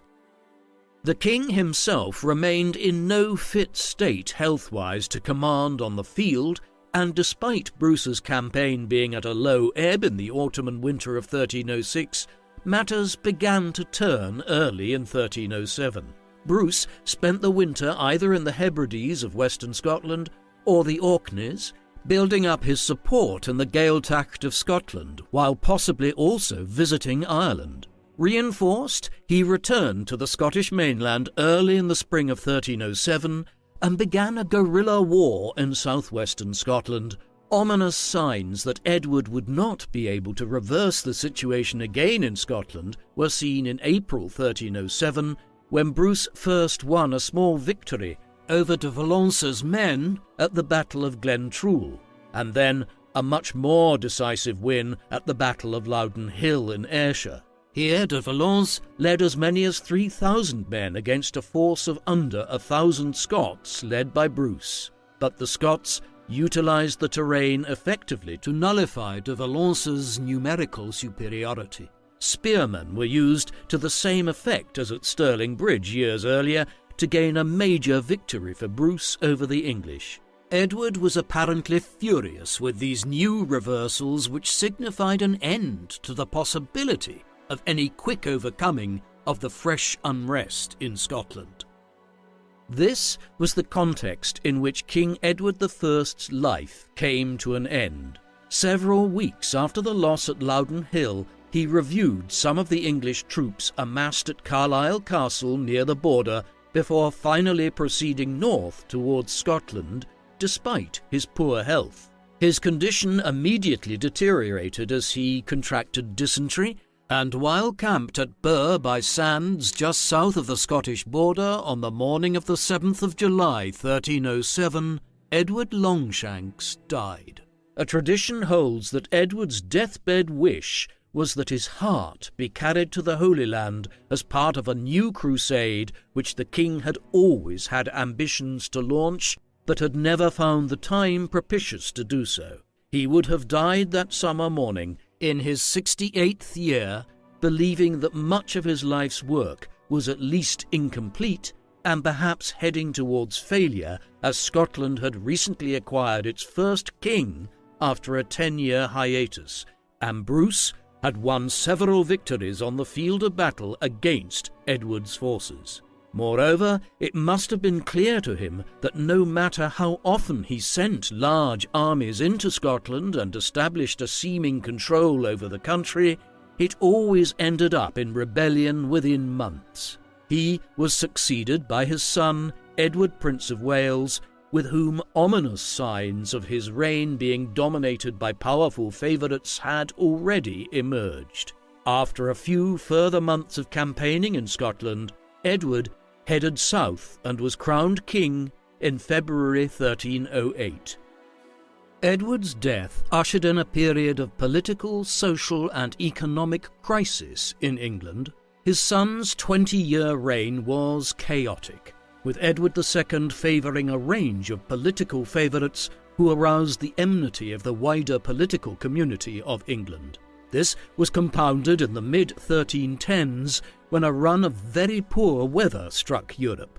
In 1314, this led to nearly 150 days of continuous rain, followed by widespread harvest failures, which led to one of the most catastrophic famines in the continent's history. Simultaneously, an outbreak of a very virulent form of cattle disease occurred which saw livestock numbers plummet. Tens of thousands died across England as a result of these events. And while Edward II's successor in 1327, Edward III, proved a far more capable ruler, Europe was ravaged by one of the most catastrophic plague epidemics in human history, the Black Death, in the 1340s and 1350s, killing upwards of half of the population.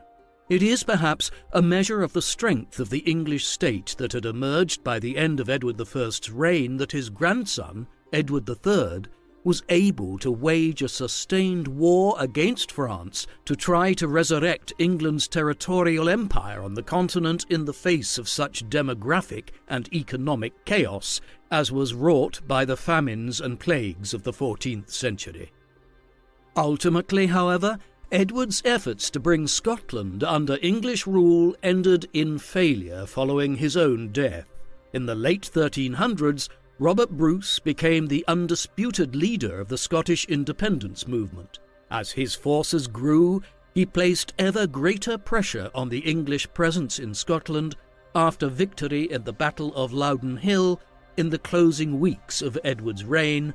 Another battle was won at the Brander Pass in 1308 before expelling the English from Edinburgh. However, the ultimate conflict did not occur until 1314, when the Scots won a striking victory over Edward II's forces at the Battle of Bannockburn. A year later, Bruce's brother Edward invaded the north of Ireland, beginning a 3-year campaign designed to weaken England's resolve to remain in Scotland by opening a second front across the Irish Sea. Still, the war waged on, and in 1320 the Scottish nobility issued the Declaration of Arbroath, affirming their independence from England, a position which was given papal approval in 1324. Even so, it was not until a further major victory on the field of battle in 1327, at the Battle of Stanhope Park, that the war which Edward I had started over 30 years earlier was finally brought to an end with the Treaty of Edinburgh-Northampton in 1328, whereby England finally acknowledged Scottish independence and Robert Bruce as King of Scotland. King Edward's body was embalmed after his death in Scotland and brought south. It lay in state at Waltham Abbey for some time before he was finally buried in Westminster Abbey on the 27th of October 1308, nearly 4 months after his death. His tomb was fashioned in a plain manner from Purbeck limestone, a stone mined from the island of Purbeck in Dorset. This was not ornate, and there was no royal effigy added to the tomb. Incredibly, this austerity may have been owing to a lack of funds for a more sumptuous burial. Despite all the fiscal and administrative reforms of his reign, Edward's wars had been so costly that he had left England largely bankrupt. In 1774, the Royal Society of Antiquaries of London had the tomb opened, discovering that Edward's body was well preserved over 4.5 centuries later. An inscription was found on the tomb, badly faded by then, which had been added by the last abbot of Westminster, John Feckenham, in the mid-16th century. Part of it read Malleus Scotorum, which means the hammer of the Scots. Edward has subsequently come to be known by this title in recognition of the manner in which the war in Scotland came to define his reign, for good or for bad, and despite the ultimate failure of the endeavour. Edward I was one of medieval England's most significant monarchs, of that there can be no doubt. First and foremost, he reformed and revitalised crown government after decades of unrest under his grandfather and father, during which time there had been 2 civil wars, most of the French territories had been lost, and the Welsh princes had acquired de facto independence across much of Wales. The 1270s and 1280s saw royal government reconstructed in an impressive fashion, with reforms implemented to shore up English control over Gascony and Wales reconquered, with an extensive programme of Anglicisation undertaken there. Edward did not complete the conquest of Wales, but he contributed more than any other monarch to doing so. While many Welsh people would not view this as an achievement, if it is viewed purely from the perspective of a centralising state of the High Middle Ages, it constituted a considerable accomplishment of Edward's reign, one which forced the Welsh lords to once again pay homage to the English crown, and which furthered a process that had been initiated in Wales during the Norman conquest of the mid-11th century.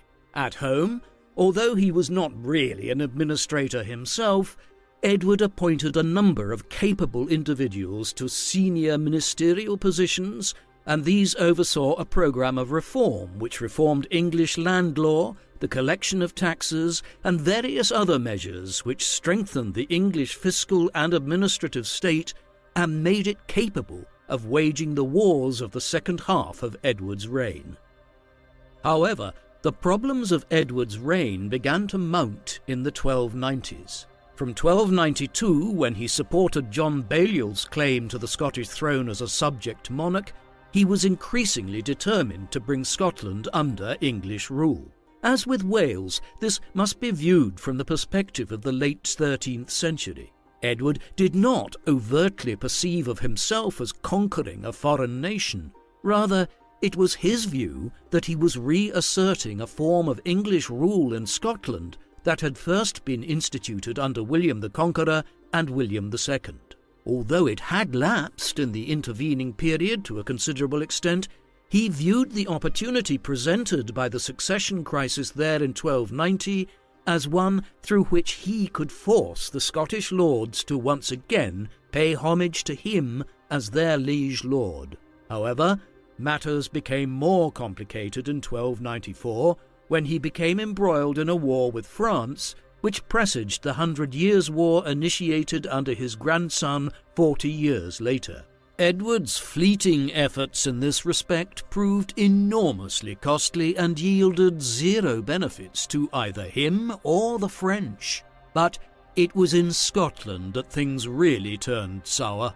Edward must surely have felt like he had achieved a tremendous success in 1296 when he defeated the Scots and effectively subsumed Scotland into England, leaving the Northern Kingdom without its own king for the next 10 years, even one who had been selected by Edward to effectively act as a vassal like John Balliol was in 1292. But success in the north was always ephemeral. In 1297, Under figures like Wallace and de Mornay, the Scots rose successfully. Edward twice more seemed to have reduced them in 1298 and 1305, but on both occasions no sooner had he returned to England and the dust settled than a fresh revolt arose. The final one, by Robert Bruce, in early 1306, who made himself King of Scotland after a 10-year interregnum, was never fully subdued and eventually resulted in Scottish independence being reacquired many years later. What do you think of King Edward I? Was he one of England's most contradictory kings? One who created a powerful centralised English state, but one who also tarnished his legacy through his actions in Scotland and by his expulsion of the country's Jewish community? Please let us know in the comment section, and in the meantime, thank you very much for watching.